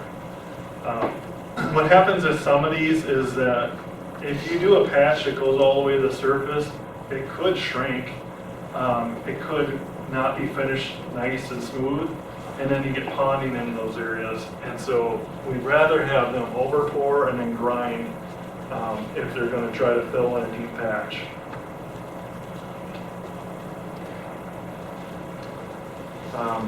Curing is important. We say wet cure to the greatest duration possible. Now that is contract language, isn't the best. We want 96 hours, I believe is what the spec says. But then we say greatest duration possible. So if they're just walking away and they have the ability to keep that wet for 7 days, then we'd say, yeah, keep it there. No need to dry it out quicker. That would get us better concrete. The very minimum we've done is 20 hours and 2,000 PSI. So in some cases they heated that and had a moist cure during the heating. I don't know, Paul, you may have been involved with some of those high early heated patches. Yep. And then you got to get into control cylinders and maturity method to get your strength gain right. I think 3,000 PSI is something that we said patches need to have before opening the traffic. So here's a deck ready for the concrete workhorse. Like I said, PCI likes to pre-fill these so that when they're driving their mud buggies, it isn't going into all these shallow pits. We used to allow sandblasting of the whole concrete deck, but that's been bygone for a while now. Shot blasting is the standard because the dust reduction. This is scrubbing the bonding grout that has to stay wet. You guys talk about in the wearing course presentations, different workhorses we use. Low slump remains the most tried and true method for us. Stunno, mobile sensor, and it gives the contractor total control over the job rather than relying on plant or ready mix or drivers. So they tend to like that. In fact, when we're re-looking at that mix for a upgraded mix that uses less cement so that it might not crack as much. And we said that mix, whatever we redesign, has to be done capable of being placed out of a mobile mix operation. And so as we transition there, we still want to have that in the toolbox. Ironically, PCI, who is also advocating for a mobile mix, if we're going to do a redesign, our latest test one, they ordered from the ready mix. So they're not totally, they just said it's cheaper when you get a big bridge to have the volume delivered from ready mix. Otherwise, they might need 2 mobile mix operations to even keep up with the supply demand. Microsilica, that is a ready mix. We call it silica foam because apparently microsilica is a trade name or a proprietary name. So silica fume is the official item name and spec. But that has better cracking resistance. It's very impermeable, like you drop your oil stain, it doesn't want to penetrate as deep, or chlorides have a hard time getting through. But it's very finicky. Like it will dry out this, and that sheen will be there, and all of a sudden it's dried and plastic cracking. So curing is very important. Here's some pictures of an older low slump pass.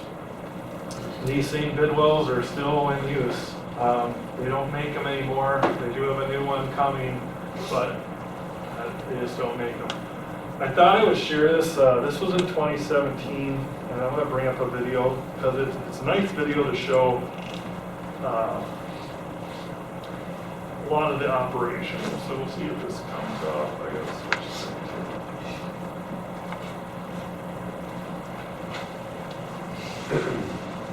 So.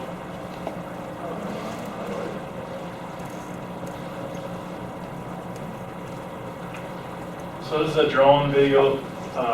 This is the bridge coming out of the Lowry Tunnel, and we knew 3 passes were going to be required of that low slump placement. So they ended up doing dual passes, basically dueling crews to place this. And they, you can see this deck was totally prepared with hydro demolition to create sort of a moonscape that's really bondable. And you can see the cure way back there. They have that bonding grout applied. You can see all the excavations in the middle of the pass that hasn't been done, so they're not running trucks up and down over exposed rebar. We got the work bridge behind the bid well, and just kind of shows you the staffing levels that's needed for this. I was wondering why the guy was standing on the barrier right next to traffic. Walking on the barrier on the right. I didn't screen this for safety. Yeah. There he is. That's why people No, don't take pictures. he's the motor.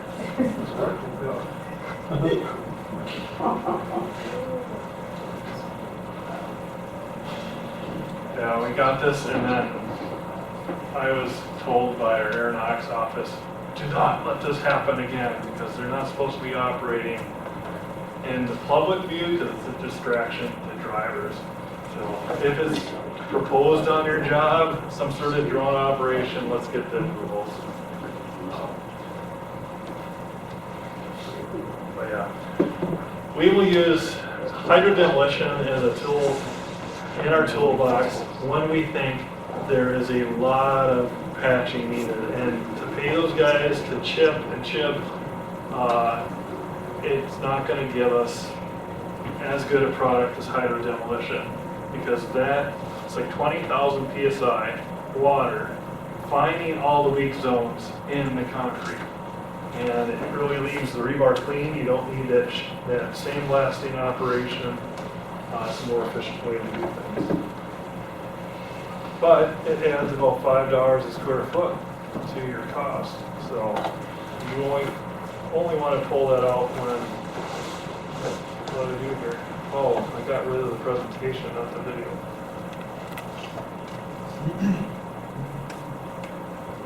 All right, we'll try this again.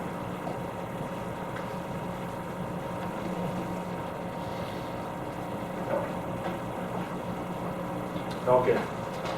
Do anybody have questions on this video or anything? All right. So EMS cure, that goes on within 30 minutes. You guys learned that. And then this wet cure is really important. This is Berlin. It's not, the peach fuzz underneath that is not burlap. We want wetted burlap. So if you were to look under here, it's dry as a bone. That hydration is really hot, so it needs water. So to keep checking on it, that Berlin, it doesn't hold water, it doesn't resupply. Make sure to keep notifying the foreman that it's dry. This is supposed to be a wet cure. So keeping that surface moist is important. This happened in 2017, same project, it was a big project. But these were short bridges that were post-tension box girders. So there's really no redeck option for these bridges. That is we're staying with this deck for the rest of our life. But it had a wear course on there, they placed it, and it cracked to heck. So we ultimately had to do a polymer wearing course just to seal these cracks and tighten up the surface. a change order. Now, that curing is integral to reduction of cracking. So this is on 694, and north is up. So they had, this is a slab and overlay. The whole bridge was constructed in 2012. And then they decided to go to 3-lane configuration on 694, and they wanted to change the crosswalk. So we ended up milling off this section and replacing this wear course. And this is ultimately, or actually, they did the whole westbound bridge, sorry, and this is the eastbound bridge. And you can see just the level of cracking. This is all new wear course, and this is 2012. So it just shows that these concrete wearing courses are very susceptible to cracking and curing. Anything we can do to reduce that cracking is important. I'm getting tied on my tongue here. But that cracking, some people say, oh, it's just check marks only, it's just plastic shrinkage at the very surface. But I've looked at these cracks and they do penetrate. This is a milled surface, and this is the, I'm standing on the milled surface and I'm looking at the unmilled surface, and that's a surface crack, and it penetrates all the way to the structural slab. So the things that we're doing for this are, we're trying to seal the structural slab if there's a crack in there with a small bead of epoxy, and we're trying to improve the curing. Make sure we're getting the wet cure that we think that they should be bidding. North Dakota, they've switched to 2 layers of wet burlap and no AMS cure. So there's a lot of other states in our area that are trying to attack curing as a principal cause of this cracking. So now we got some Mentimeter questions to help us through.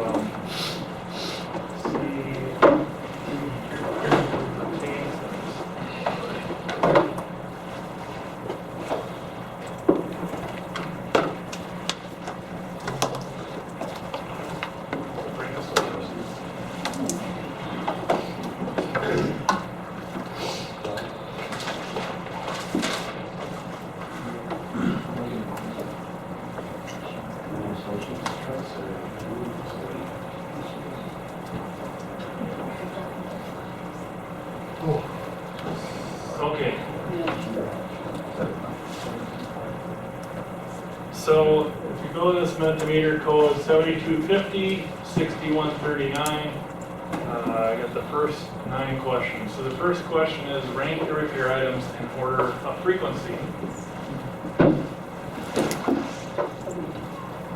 Deck patching, expansion joints, concrete repair, beam repair.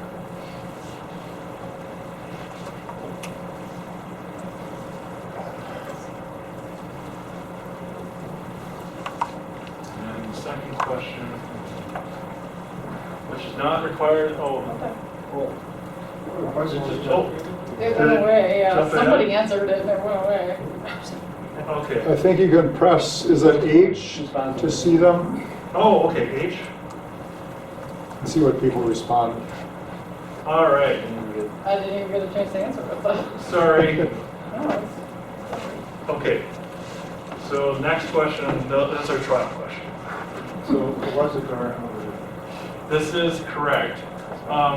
And this would be tasting because we haven't gotten to some of the other ones, concrete column repair, beam repair. But what we did talk about is, where's the water path? The first thing that water encounters usually the most repaired, and then as it works its way down, that's sort of the pecking order too. So beams could be the second one, but the columns are also kind of Above the in the face, snow. that foot, Yeah, above the face faces. is palm. Yep, they are in the snow plow wash, so they get a lot of exposure. Okay, next question. Which is not required prior to beginning structure renovation work?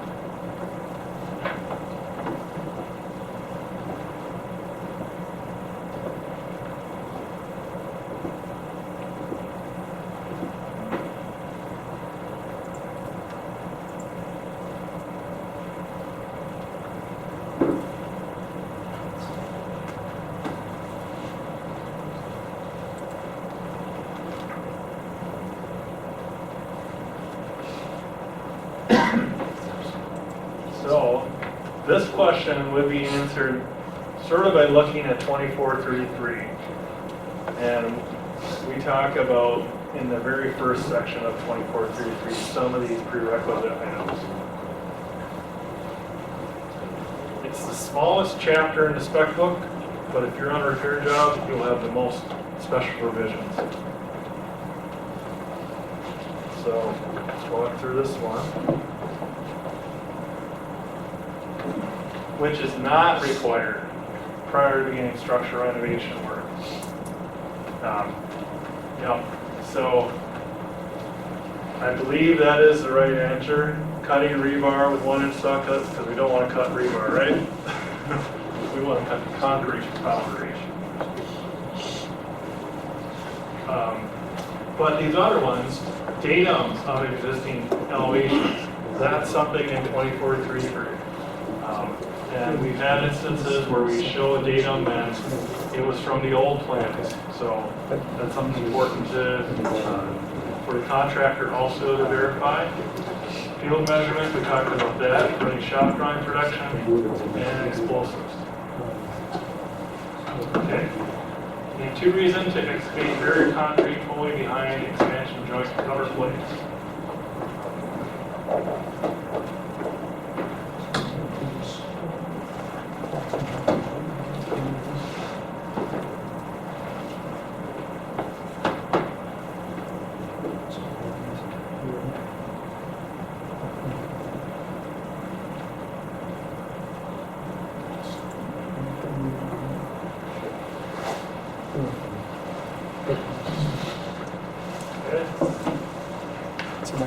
Yeah, these are the 2 I was looking for.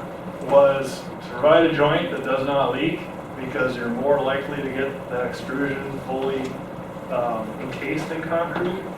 And then those cover plates, we got to get those anchors and the cover plate located right. If you were not to fully, chip out behind that whole cover plate, they could probably still get the gland in. It just, it's more of the placement of the cover plate and the setting of the joint extrusion so they won't, leak. Okay, next one. For deck patching, where our hammer size is limited to a 15-pound hammer by spec.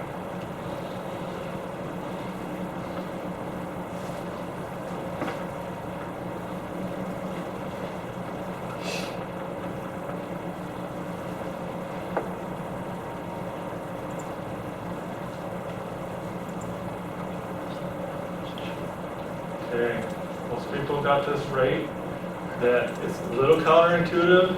When you're above the top mat, you can use a 30-pound hammer, sort of the intermediate.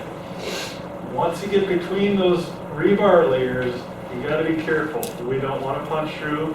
We don't want to map crack the deck underside.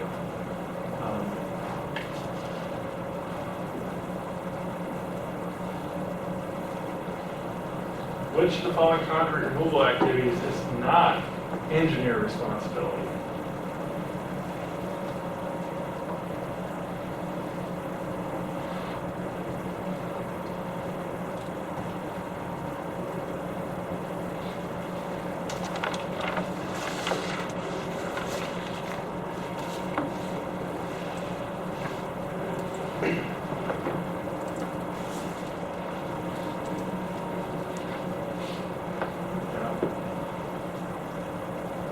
So what I'm looking for is that you're not really responsible for access. That's part of the contractor's control of the job site. But you do have to tell them they're damaging stuff, that equipment is not per spec, or it is not, it's causing damage. Even if it is in spec and they're causing damage, you have to control them.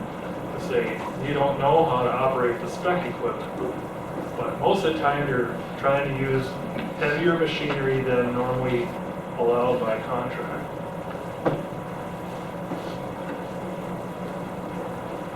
Okay, another thing related to hammers.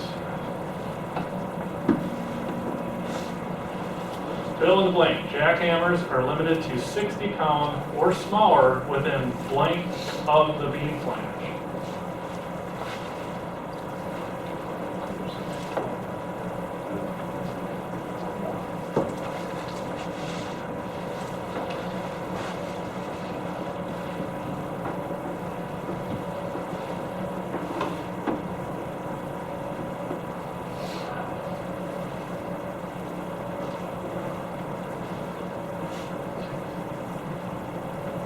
So 12 inches is the number I'm looking for. That is within the, it is in a section I covered earlier, but we will be talking about it again with deck removals. But if they're fully removing a deck, we don't want that big hammer, a big operated hammer directly over the beam flange. Because if that thing punches through, that impact will damage the beam flange. So we tell them steer clear within 12 inches of the flange tips.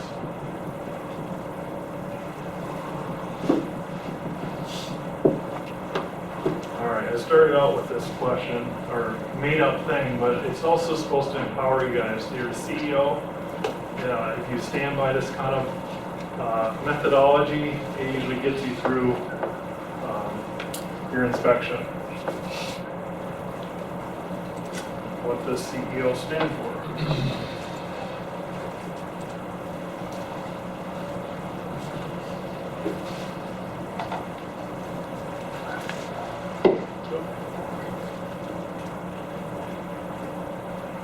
Check requirements, ensure work matches plans, and observe contractor operations. That's what I'm looking for. So I think that, are we on 9? No? One more? Okay, so we haven't gotten to this question, so I'm going to stop there.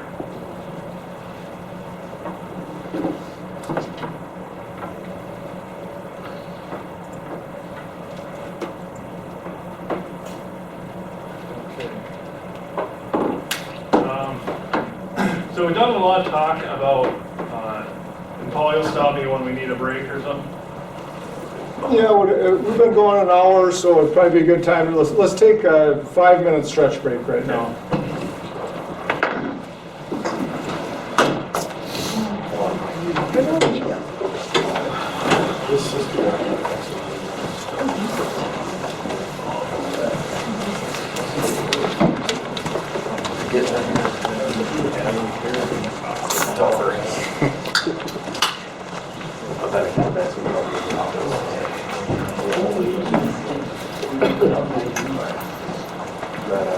Sort of a trial mode between.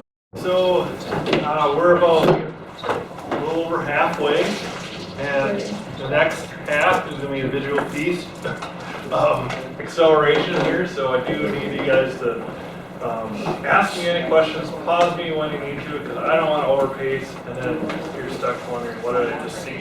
So this next topic, is some of the more important work that we do.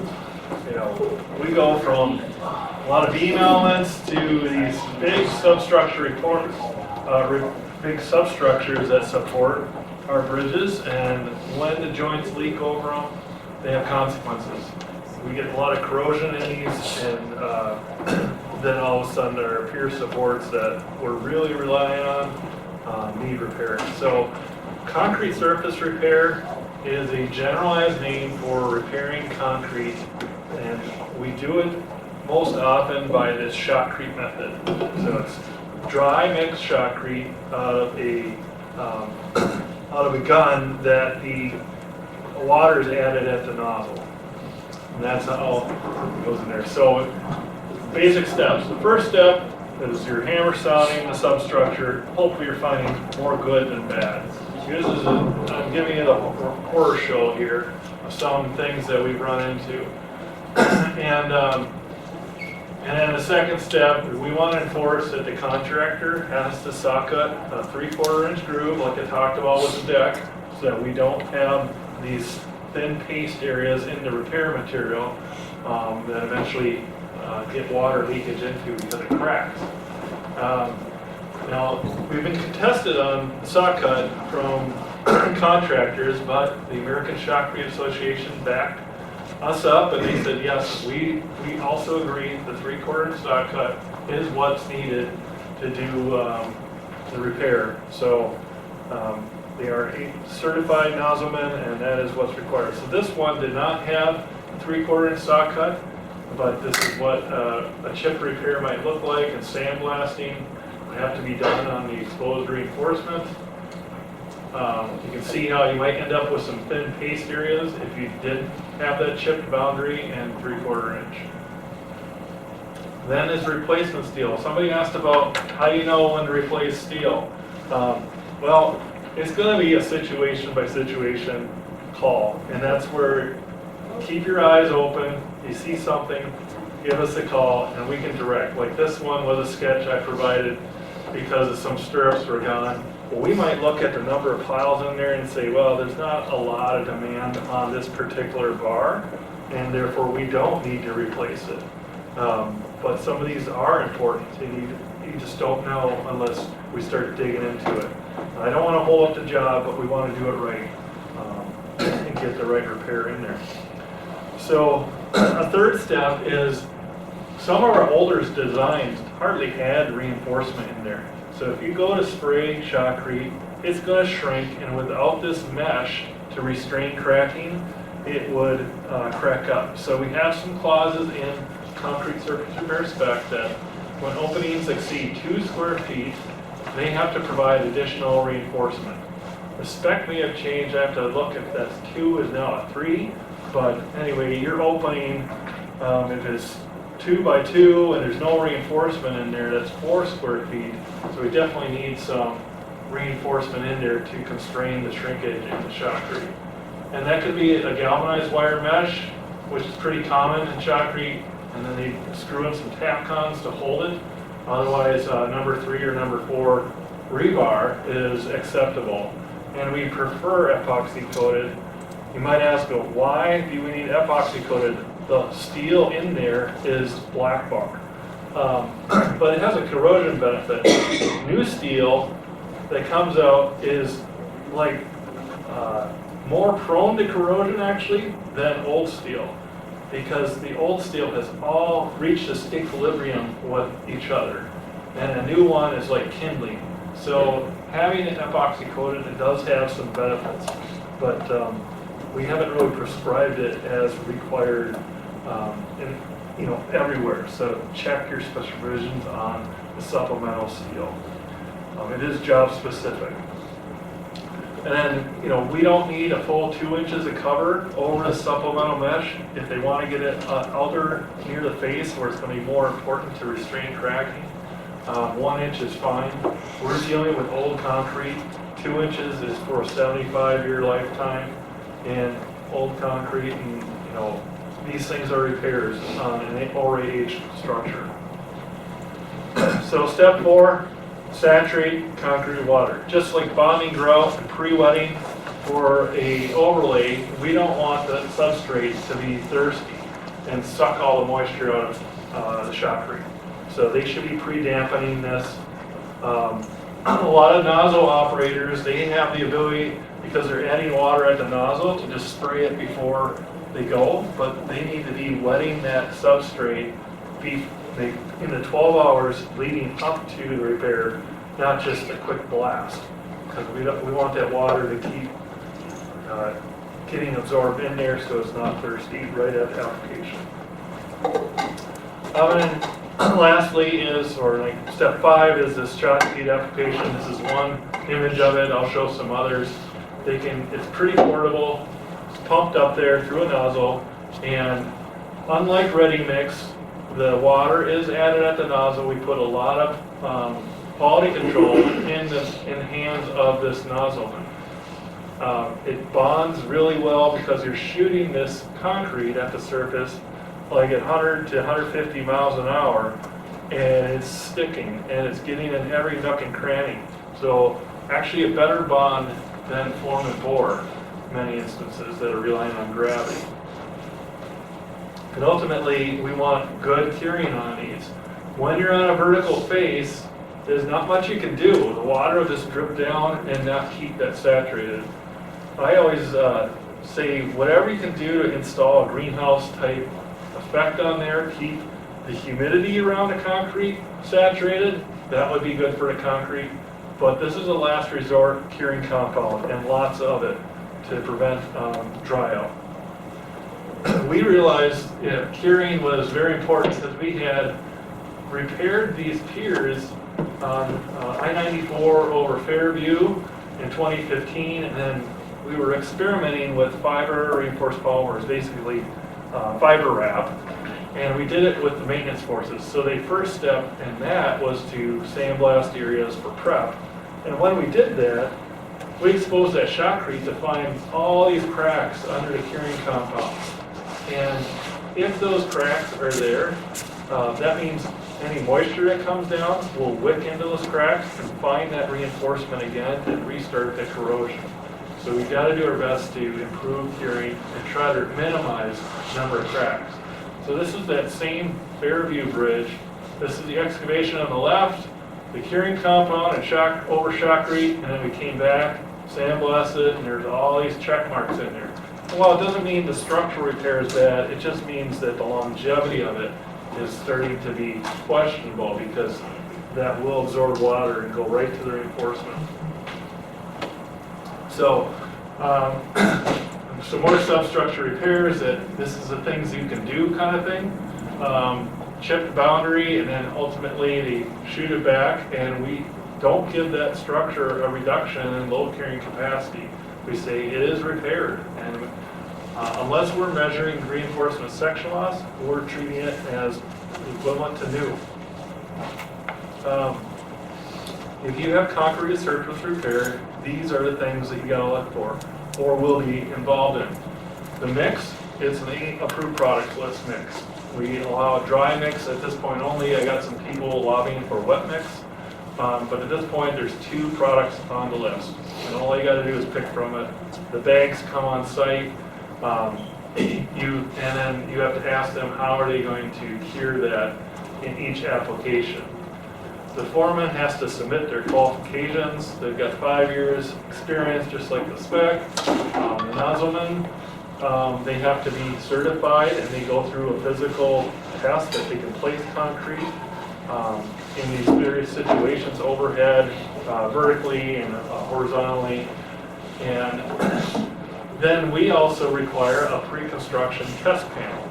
A test panel is basically something that's not in production work, and it demonstrates that, hey, we know how to place concrete, and it's the right consistency and produces, whatever strength concrete we're looking for.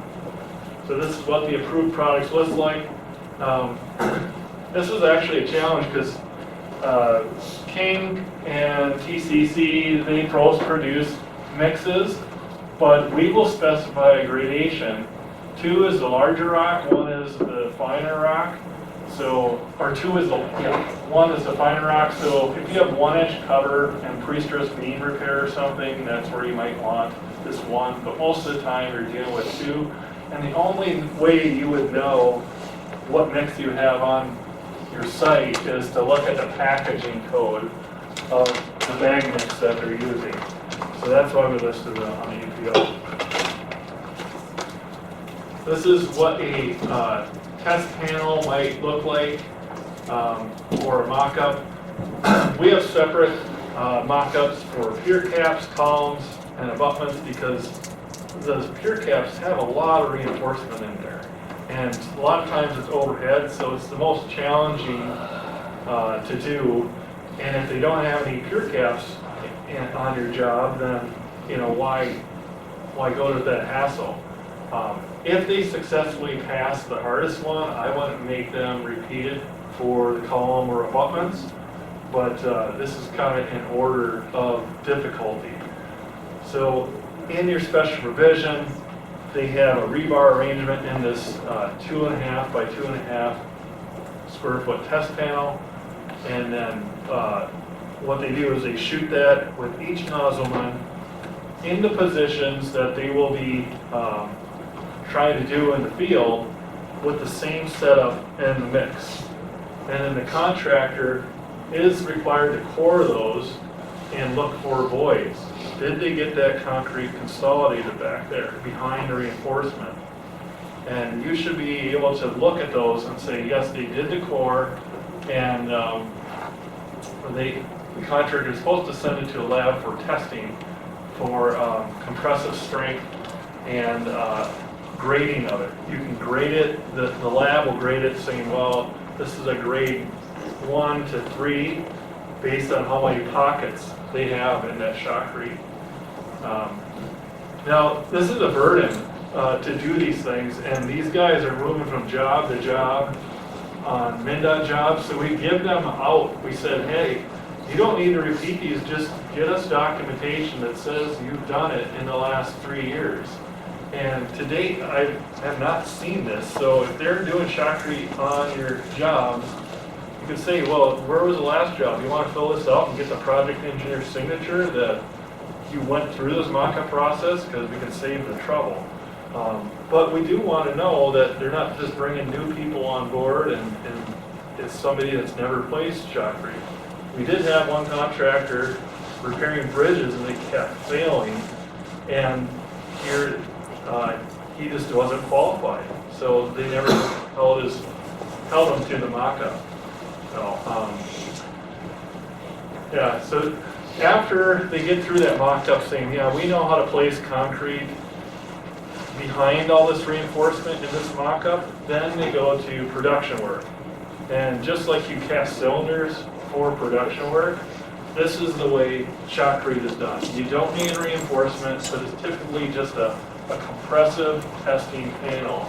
And there's a schedule of control on that. They shoot it in the box, like on a daily basis, or every how many 50 cubic yards of material they're supposed to shoot a box, and then you can core that box, or not you, the contractor is supposed to take 3 cores, compressive test them, and give them by an independent lab and send those results back to you. So that's part of the bid item and quality control, because it's not ready mix. We don't have the ability to, over time, to core all these and test them.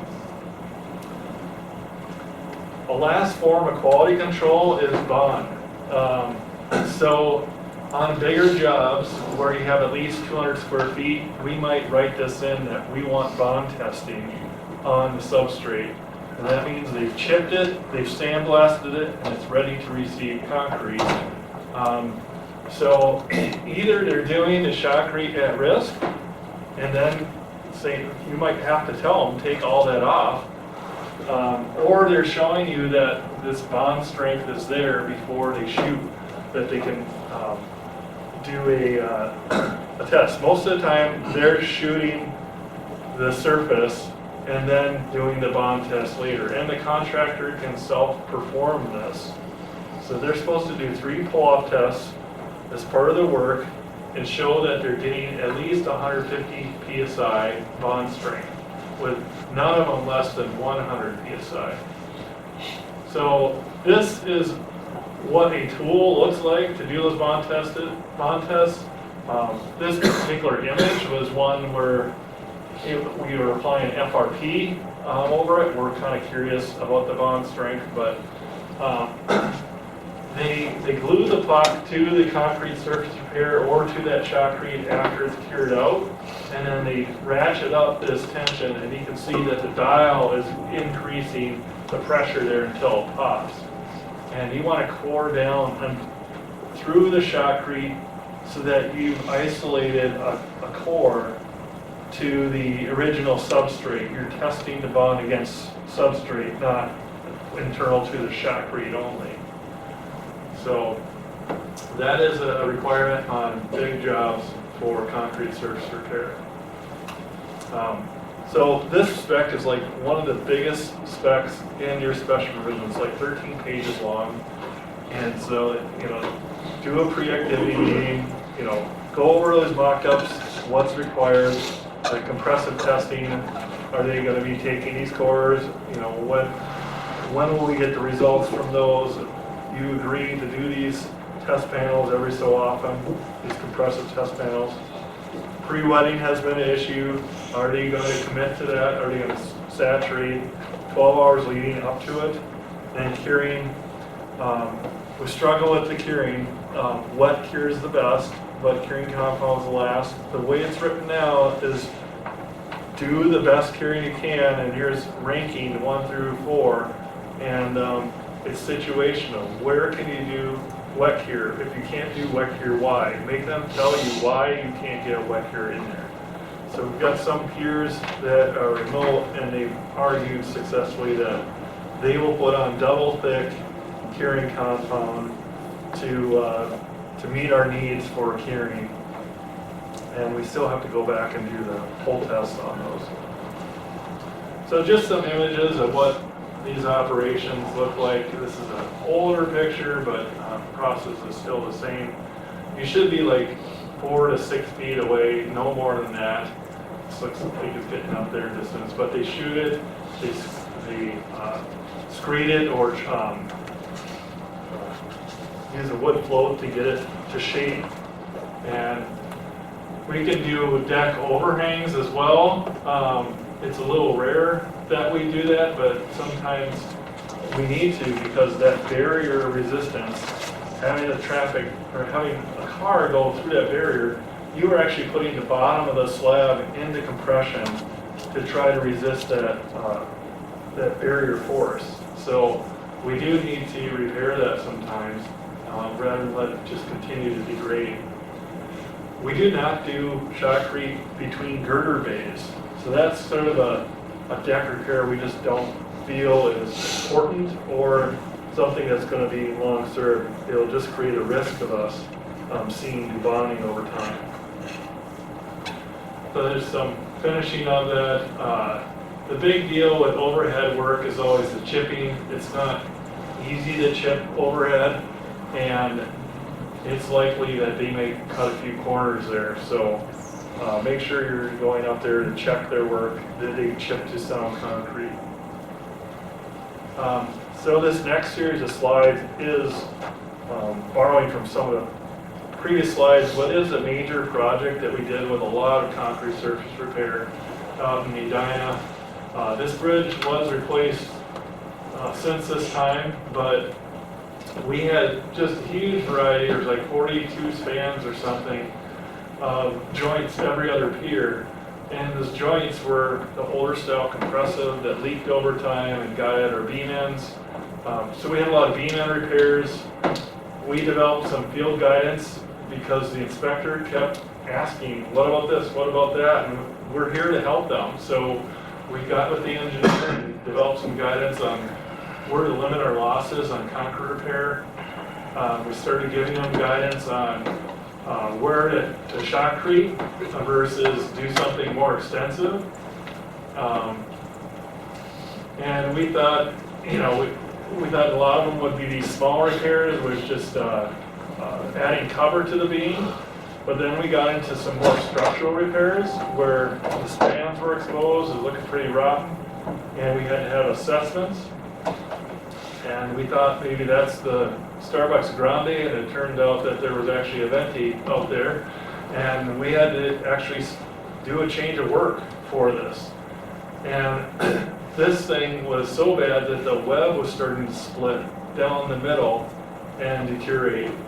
So we came up with a change order box end repair based on some Michigan research and went out there. And this next series of slides is just how this work was implemented. It was late October, so they had to heat and house.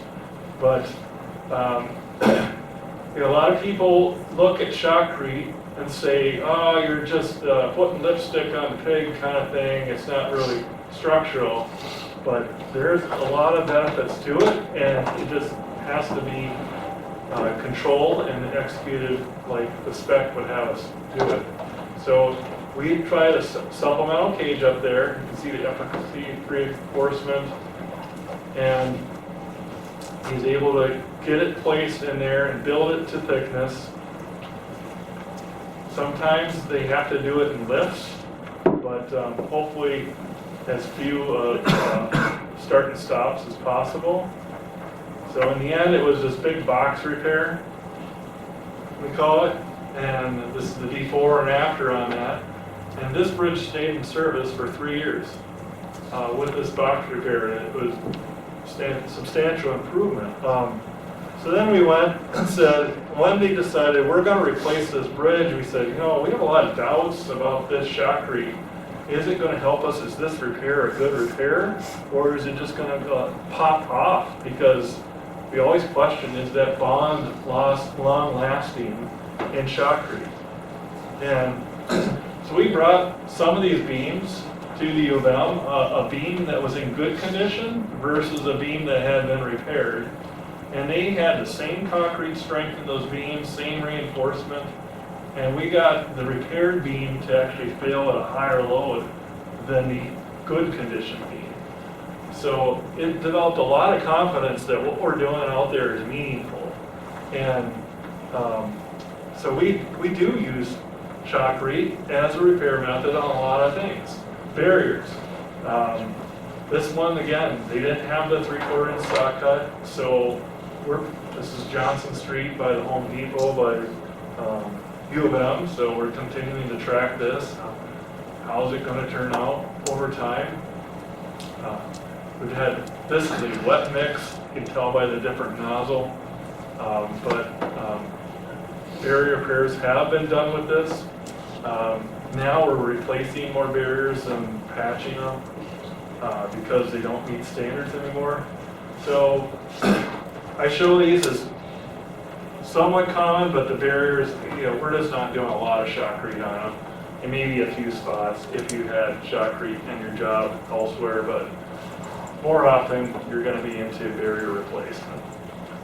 We just don't want, if they're going to tool joints here, any catch points for the plows because they'll pop the concrete. More often it's the substructures, and when the repairs get bad enough, we're going to need shoring.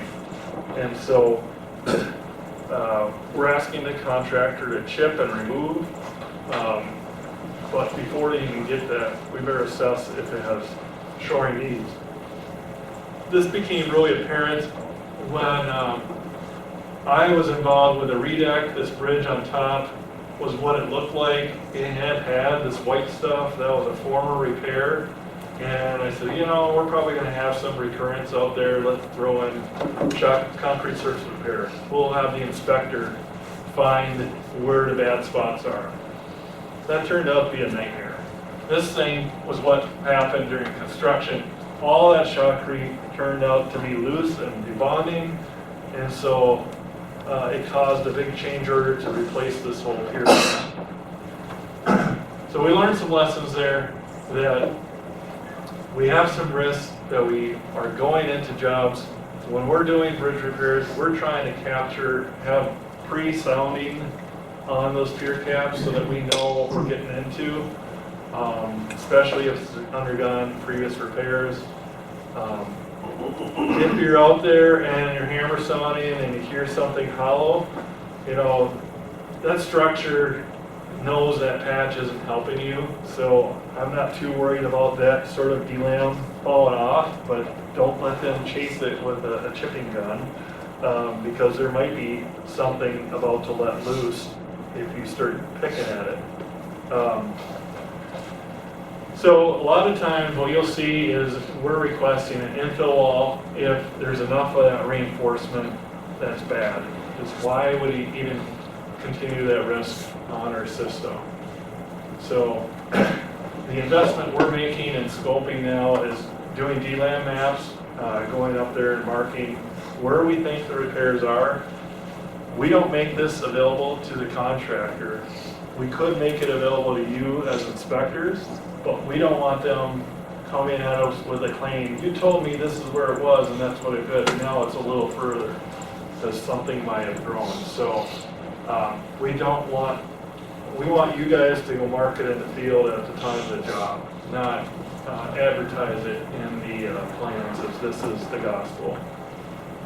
So usually the contractor and you would go up to an area or you chalk it, hammer sound it, and then they would agree this is the limits of repair before they start their saw cuts.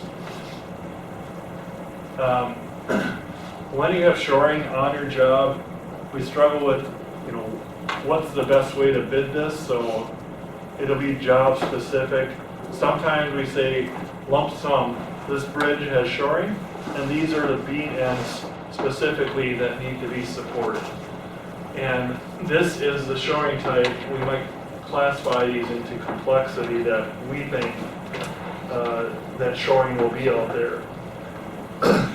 So this matrix, you don't have to study it or know it for the test, but just know that the feedback we got from contractors is they don't mind bidding shoring, but they just want to know, what do we want for submittals?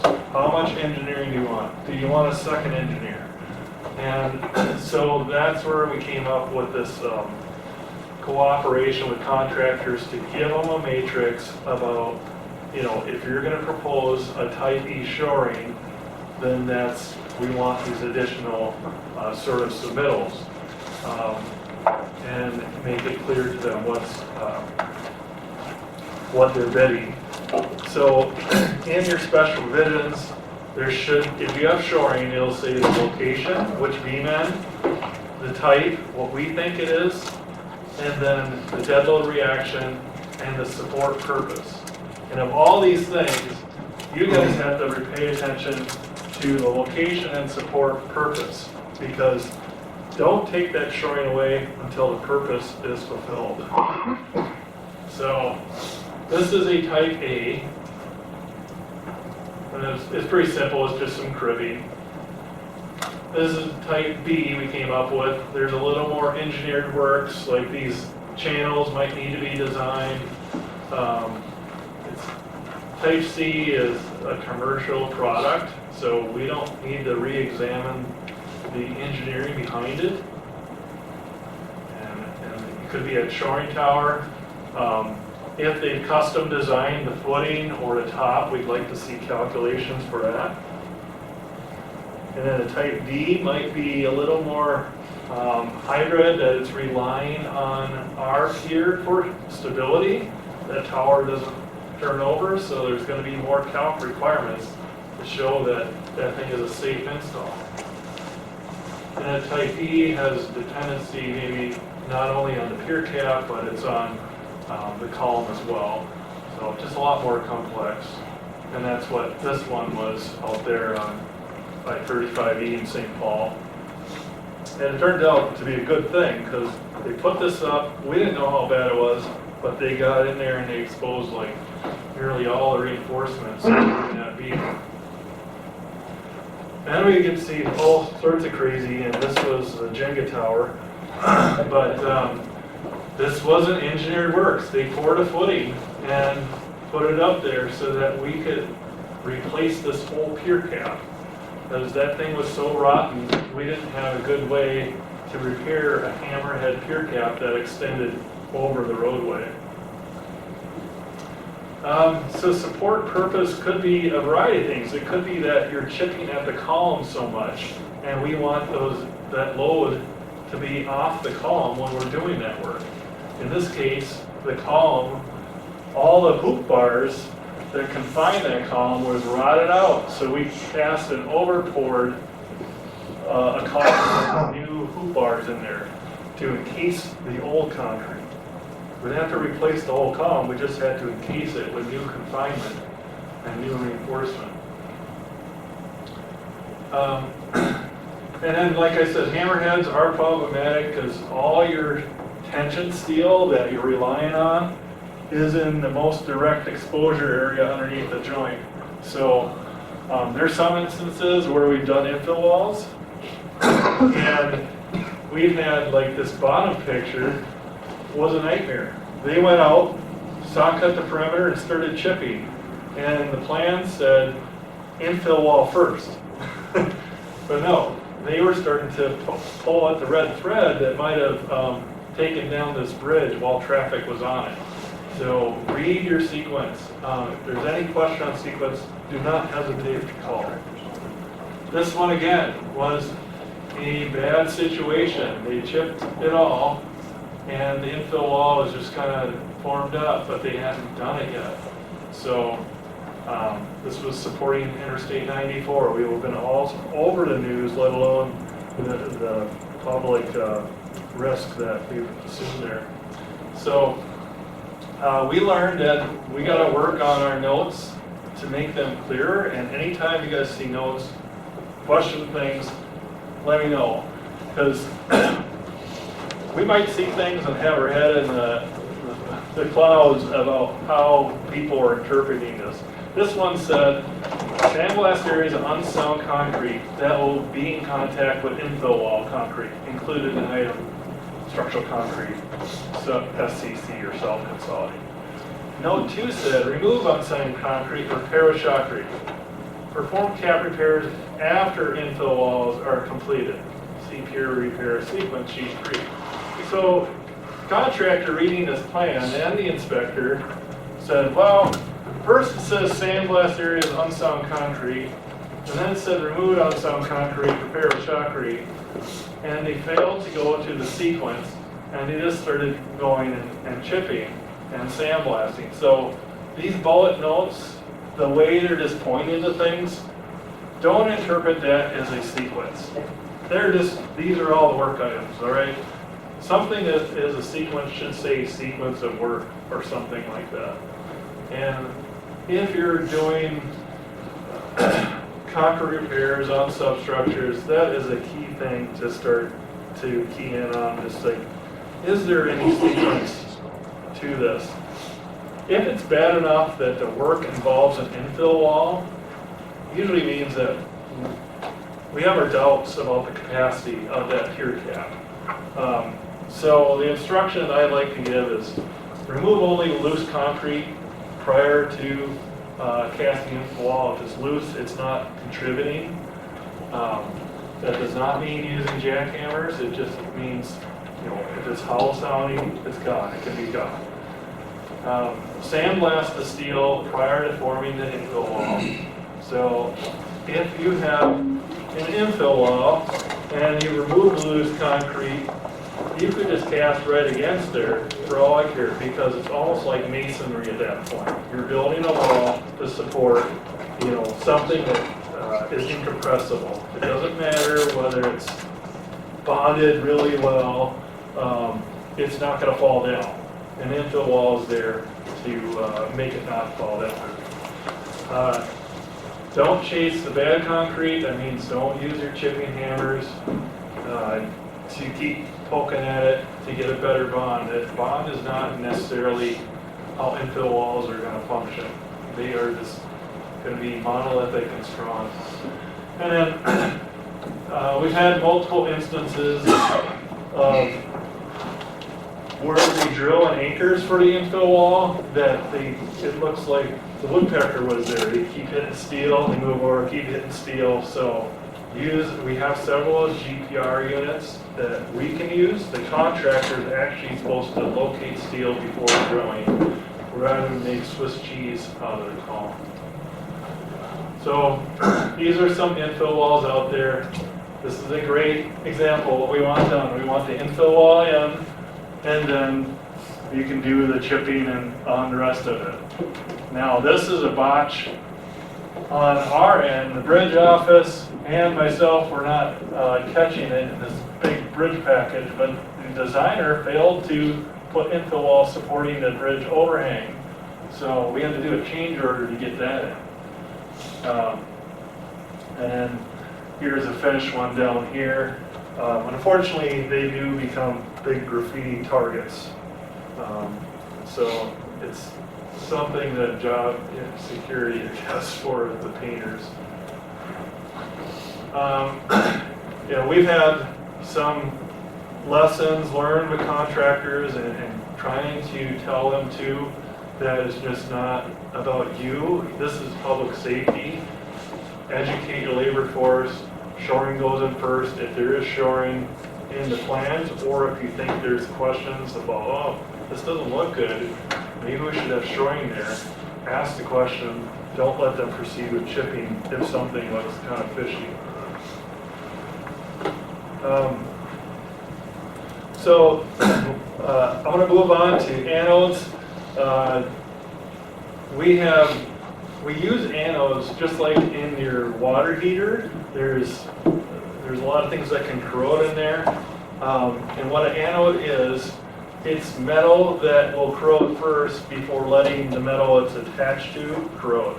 So that's why we galvanize things. That the galvanizing, the zinc on the outside, is going to corrode before you ever see rust coming out of the steel. And so anodes in concrete, if we wire tie these anodes to the steel, there's zinc in this mortar, and that will give itself up and corrode before letting the steel corrode.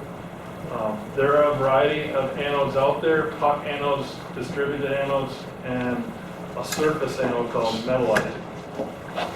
So this is sort of the philosophical basis, but I'm going to skip past that and just show why you need to know this. When we scope anodes, we're doing our best guess. Where's the concrete going to be repaired that we're going to fit in these anodes? So unfortunately, it's when you're marking out the concrete repairs, you're also going to be field locating the anodes.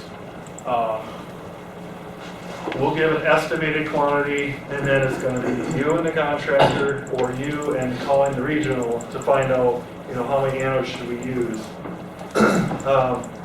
In the past, we had some really high bid price, like 100 to 150 each, and the contractor would be placing them just in the worst location, where it was convenient for them, but not good for the structure, so it was a waste of money.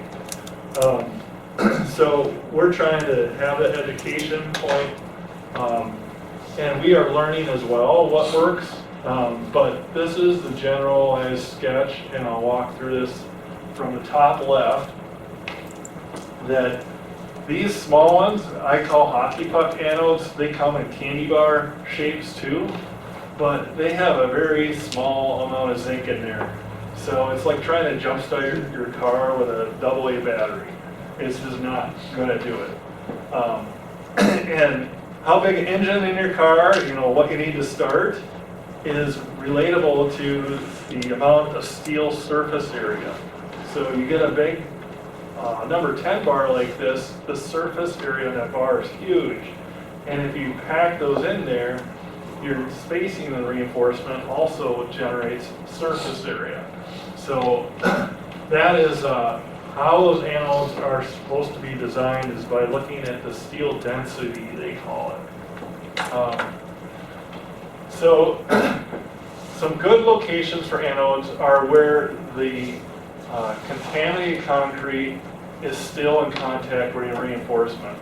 So if you think about an anode, it's tied to the steel, so that's electrical connection, and then it's protecting reinforcement that's only within like a foot perimeter of the anode, and only that portion of steel that's in the old concrete. So this is the foot perimeter, and really contractors were thinking that they had to carve out these pockets to put in these mole holes to put in an anode in there, but you actually don't need to do that extra labor. You just need to attach the anode and have it near where the rebar goes into old concrete. So start looking at some of those. So this on the left is sort of a poor installation, because we've got these AA batteries in there. There's a lot of steel density, and they're really not located near the boundary or where reinforcement is in old concrete. They should have been here near the boundary, because that's where the chlorides that you haven't chipped out, they're still there. They're still trying to attack the steel. When you've chipped out the concrete and sandblasted the steel, you no longer need to protect it. It's done. The new concrete will protect it. It's that boundary of old concrete with still chlorides in it that tends to attack the steel. So these are the talking points, you know, we want to hear the concrete boundary, where you have this highest steel mass, that's where we want them. If the bars are fully exposed again, you really don't need them. And think about water exposure. Water is the thing that's causing the corrosion. So this is Fairview, and there's plows and trucks, and there's pounding all the time under this bridge, and it's splashing up on this column. So that's why you see this deterioration. Here's another column, same site. We would have been better off to locate anodes where the steel is still in contact with old concrete. What's something else you might notice about this picture?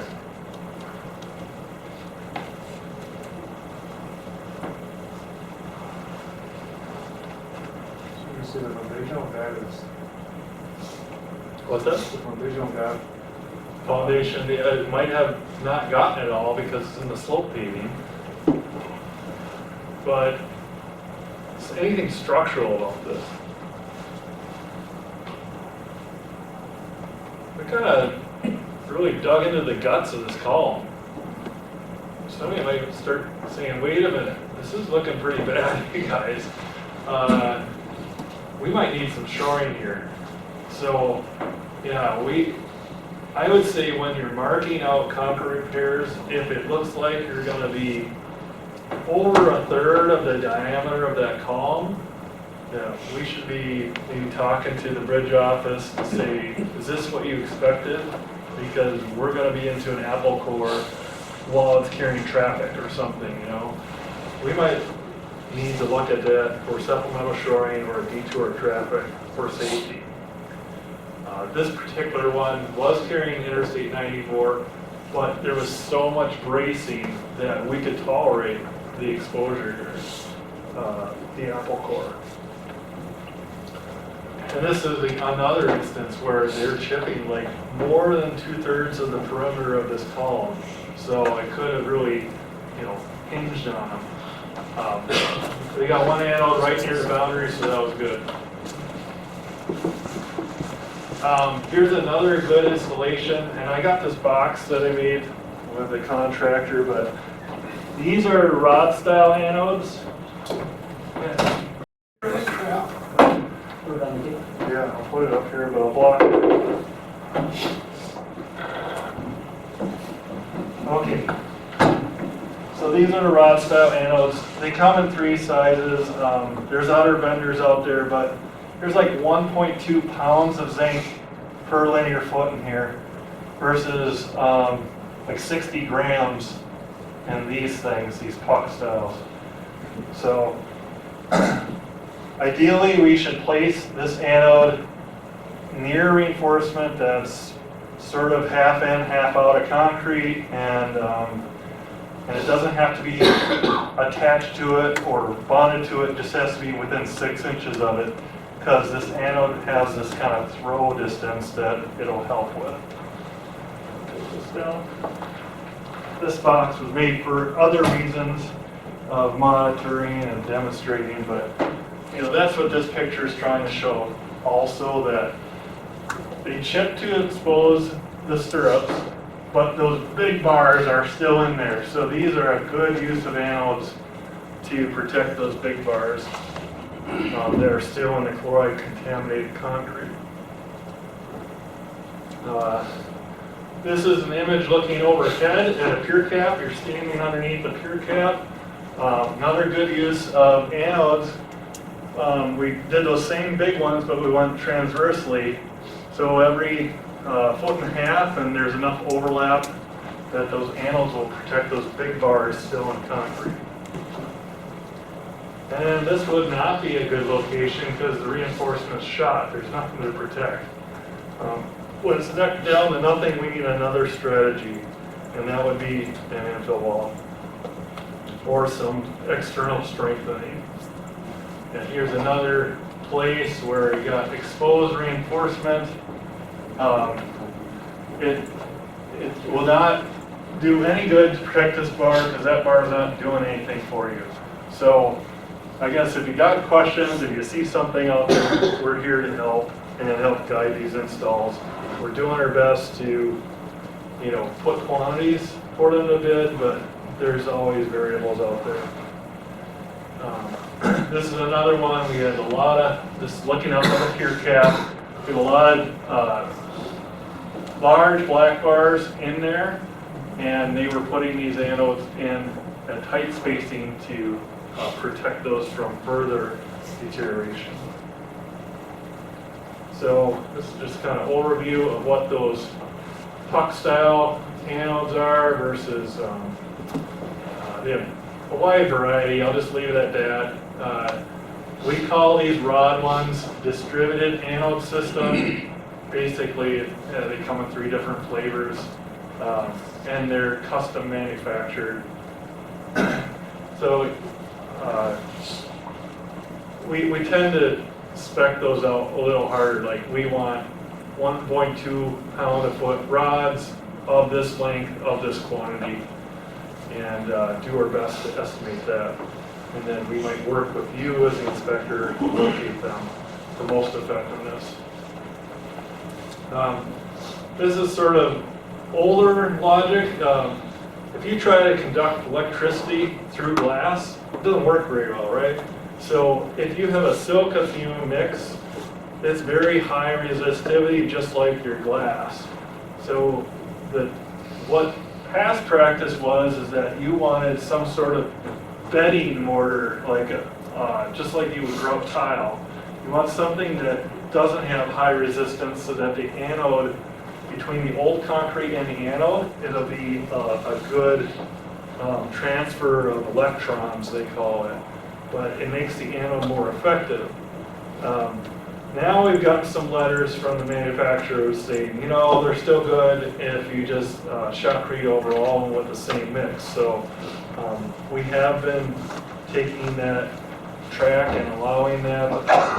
But again, CEO, check your requirements because we continue to evolve on that. Glass anode is a metallizing anode. I'll pass this off as around as a peeled version of it, but so it's molten zinc. So instead of being in a puck or being in mortar, they can sandblast concrete. They can spray it with zinc, and all the steel in the cover behind that zinc will be protected. The surface will degrade first. So that's called metallizing or thermal spray coating. And they have to have a few locations to connect the surface of zinc to the internal reinforcement.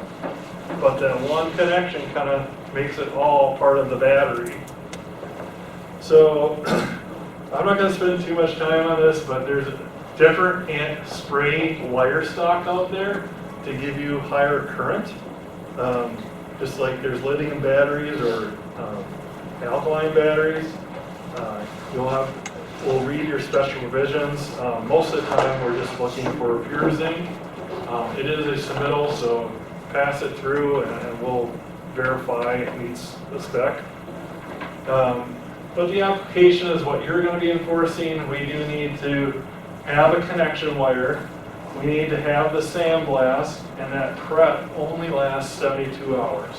So the oxidation of the surface, we want the pores open and no patina of moisture on there for that zinc to stick. And that's how that kind of piece that's getting passed around peeled because it wasn't properly prepared. So I do got a little metallizing video here.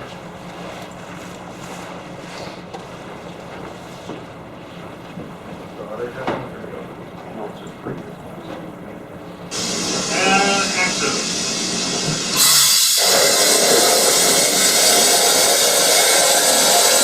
So this is a beam, a 3-foot beam, where we were worried about corrosion of the strip.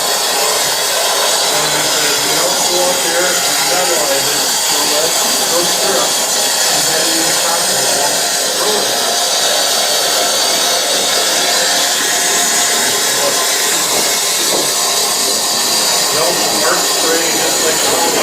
You don't want to look at it. My camera doing it. And so this guy had passed certifications to do this kind of thing.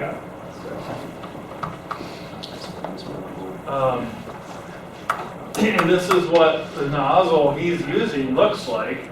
You've got 3 compressed airs in there, and then 2 wires, one from each spool on the welding ring, and when they touch, it vaporizes, and air blows it onto the concrete. And it sticks because it's hot, and it cools rapidly.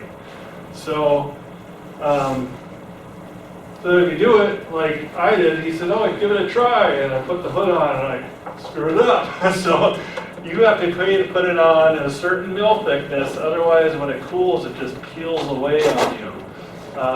So you build it in a couple coats to get to your thickness. This is kind of the schematic. You got this connection. They may have to ship to get this connection, this red connection to the reinforcement. What that wire, or it might be a thread bar that comes out, it clamps onto the coating, this blue coating, and then they spray it again over the clamp. So that becomes like a battery terminal.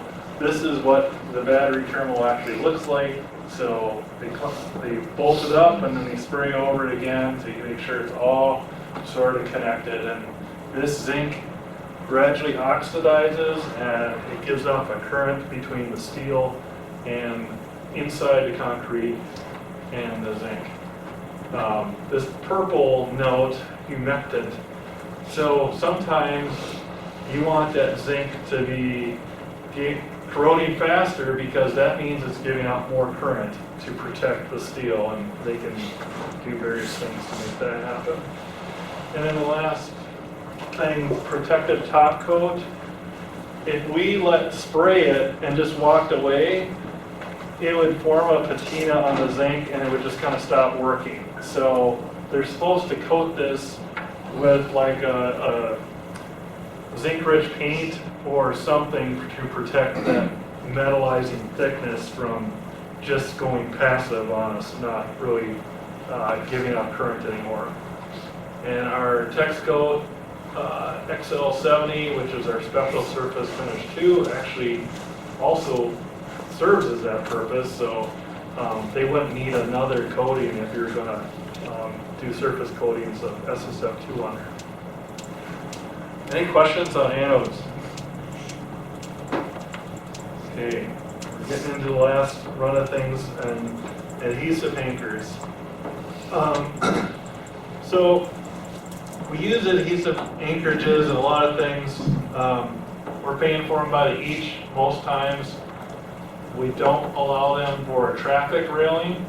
The T1 railing, that's the square tube railing, but we do allow them for concrete barrier replacements. So let's walk through these repair types. You can see the adhesives kind of mushrooming out here where they've kind of anchored in epoxy reinforcement. So a lot of times we use them for barrier replacements. See all the mushroom epoxy coming out here. Drilling with a rock drill to get that rough and pull and cleaning out and then anchoring the reinforcement. We use them for these infill walls. They're used for pier struts. Again, infill walls for this one, but pier struts. This one on the left I showed earlier as my nightmare, but then we came back and did the box repair on the pre-stress beam, and then we anchored in reinforcement and did this bump out because the bearing was just on the edge. But that bridge is supporting I-94 still, is doing well. So things that look bad can be repaired. Then there's these pier struts that we put a lot in for pier protection, so our columns don't give way when a semi hits them. Anchors are used quite a lot when we do, or adhesive anchors when we do redecks, these back wall and paving brackets. And what you need to know is these 4 topics that these submittals The installers have to be certified, so there's a form, they fill it out, they send it in. Each installer should have a cert card, so I should show that to you. We need a copy of them for each job, and then copy of the MPII manufacturer's printed installation instructions. So adhesives, each one's different. And they'll mix and match adhesives, this last bullet, that it's confusing enough out there, let's not make it more complicated by mixing adhesives. We have an approved products list for these products. This is what the form looks like that you should receive. The name of the employee, certification card, all that stuff before you start doing these anchorages. There's many items that affect strength, but these are the bullet points. The depth of the hole, roughness, must be dry and dust-free. Is there any moisture in there? What are the temps of install? And then, is there adhesive at good age, or was it stored in freezing conditions? And then, is the hole correctly drilled or oriented? So, if I boil it down to the basics, you know, the depth, diameter, condition, cleanliness, and concrete age. If they're going out there to drill in green concrete, that stuff will not stick. So we need that age out of concrete at least 14 days. Many of the certs still, or many of the instructions say 28 days for those adhesives. So there's two steps to testing. We want to make sure these anchors hold up or are fit for purpose. Step one is we're going to demonstrate to you that we know how to do our anchors, and we're going to drill these 5 holes and test them, and you'll see the yellow pass, so that'll show that we know how to do our stuff. That would be a pre-production testing. Other option is, we know what we're doing, just let us go, we'll just test more anchors and continue at risk. That is an option we allow in the specs. So they either way, they have to bring an independent tester out there, like AET or Braun, to do their testing. So they just say, well, I'll just pay them to do more. So most often they're doing to continue at risk, rather than demonstrating to you. So this is Hilty's video that I robbed, but it shows the different methods of cleaning. So manual cleaning, this work here. So this is with just an air pump, and we're going to give it a couple thrusts to get the dust out of there.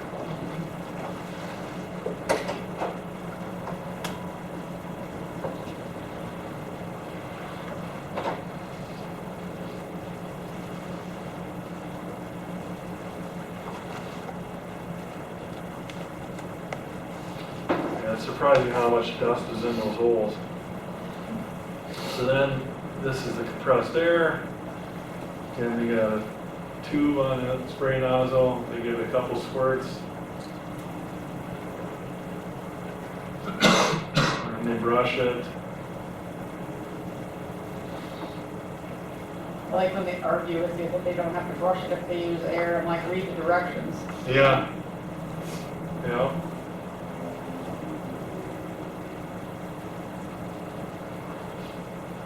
And then I'll just skip to the results. Makes a difference.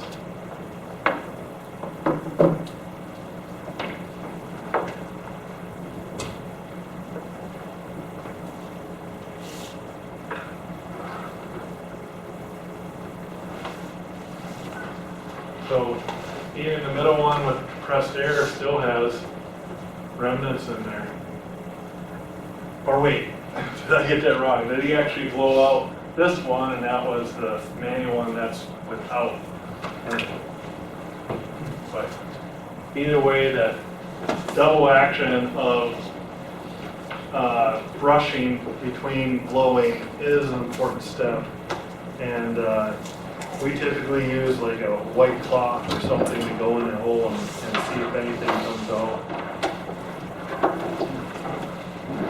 So we have a form for pre-production testing log that tester is supposed to fill out. And they're supposed to sign it here at the bottom. This is on our website. We would like a copy of these for our project records because we've had more issues with we have had instances where all of a sudden the product has a recall or something, and then we might be asked, oh, where are those, do you have any of this anchorage or adhesive on your products? And we might not be able to trace the product used everywhere, but at least we'd have records to say we tested it. So the talking points are, yeah, watch the installations, inspect the holes. If you have any doubts, like, oh, I saw him right after it rained, he was putting in that one. Well, that's the one you want tested, right? Go to the weak links in their production to test those. And a production testing log is similar to pre-production. And this is the one that really matters, that we want records to say that they had successful passing of all their production.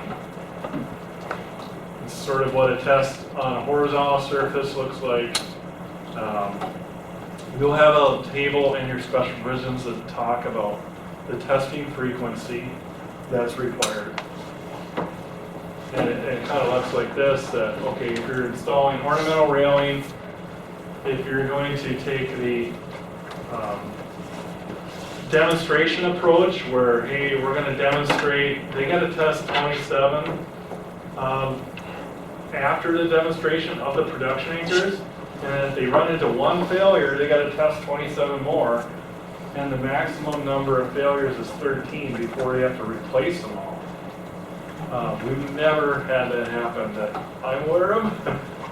So then, if they say, we're going to continue at risk, and we're not going to demonstrate that we know how to do anchors, the increase goes to 32 production anchors they have to test instead of 27. So you can see that it probably works in their favor just to keep going rather than have the tester come out twice if they've had a good history of installing these.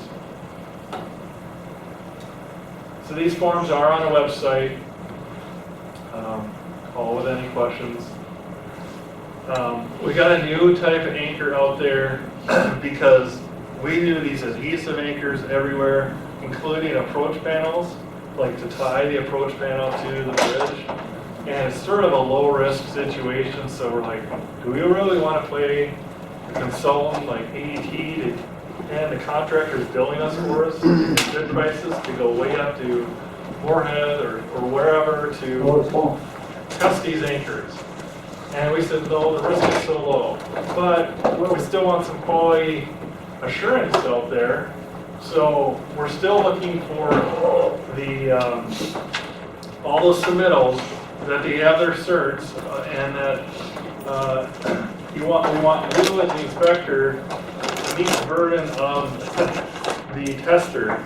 So what you have to do is say, I want to know when you're going to install these so that I can observe the drilling of these holes, and that you're blowing them out, and I want to be present for the installation of the anchor. And then the quality, and then, you know, you're saying, yeah, you install these, the concrete's at least 14 days old, and then you're checking were the holes somewhat dry, you know, spot check that, and then your QC is basically taking a wood block and a maul and hitting these anchored rebar, a minimum of 3 but not less than 10, so that you can see, does that thing rattle loose? Can I take it with my hand and try to grip that bar and rattle it loose? If you can't, it's a good install. So that's all the QC we're asking for on a no-test anchor, and that's written into the spec. You don't have to provide documentation, but you just have to be there to observe That's the CEO part. So those are paid by the each. If you hear hollow sounding bar, means the adhesive probably isn't,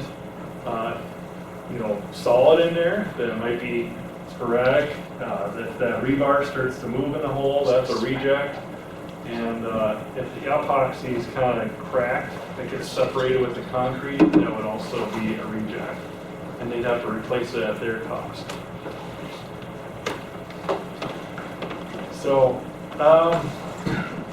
we're getting up on time. I'm going to run through some barrier replacements, just some imagery here. So, a lot of these are just saw cut off before we install those anchors. This is a specialty rig that comes out of Michigan, I believe, but we do see this a lot where they're horizontally saw cutting the barrier. Section it off. This is actually a one-line rail, and they saw cut from the outside as well. They take these one-line railings and curves off. We drill it into the anchors. Two component adhesives that are used. Test. We do have new guidance that we're not going to be using epoxy coated bars where there's permanent tension anymore. There was a finding that the adhesive manufacturers were not guaranteeing their adhesives because they hadn't tested it on epoxy coated bars. So now it's just uncoated bars or stainless steel where we have tension. That'll be the front of the barrier. The back bar is okay if it's epoxy. So, more pictures. You can make Stonehenge out of these old railings that don't need coat anymore. And that's your finished bridge. So going from a one-line rail to finished bridge. So did Melissa talk about the special surface finish too? Yeah, a little bit. So just a single component and Okay. So we've gone to this thing, single component more, and then this last topic, widening renovation, just to hit on this, what do you think is unique about widening bridges that I want to bring to your attention? Maybe where you cut the bridge part or where you splice onto? Right, you might have an active bridge there that you're maintaining traffic on. So the sheeting becomes an issue. You're inspecting, do I have a sheeting submittal or temporary retained submittal? And is that sheeting embedded right? And is it there until the work demand for that sheeting goes away? These are all widenings that we've done, and sheeting of the approach area is where we require submittal, and we want to make sure it's holding up. If you get bad rainstorms, that could be a risk. So that contractor might be needing to be put on notice, reevaluate your sheeting. So this is all widening pictures. Sometimes we built out the framing and then come back here to take the deck off and tie it in. This was a unique project that we actually lowered a footing so that we can get 35W lowered. And we just saw cut off the footing into ears and gripped. So we saw cut it vertically. There are 9 piles. We cast a new engage all 9 piles again below it. So there's a lot of stuff that you can do in rehab, including bridge moves. This bridge on 694, over 94 near Woodbury, it gathered a lot of tension. It was very innovative that we were able to saw cut the deck longitudinally, jack it up, shift it over to the middle so that we were able to use this bridge for a temporary bridge. And then we did it in 27 hours. So I don't know if I got the video on there or not. Yeah, here it is. Take this one.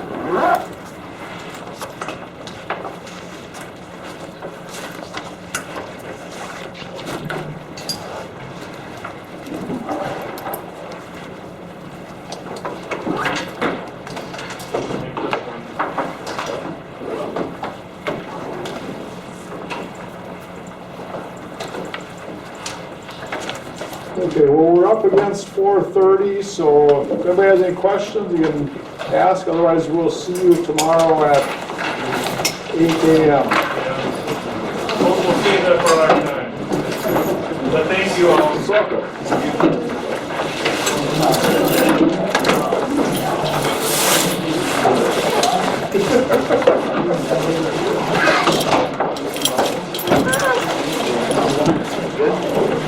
That's one way to get through that.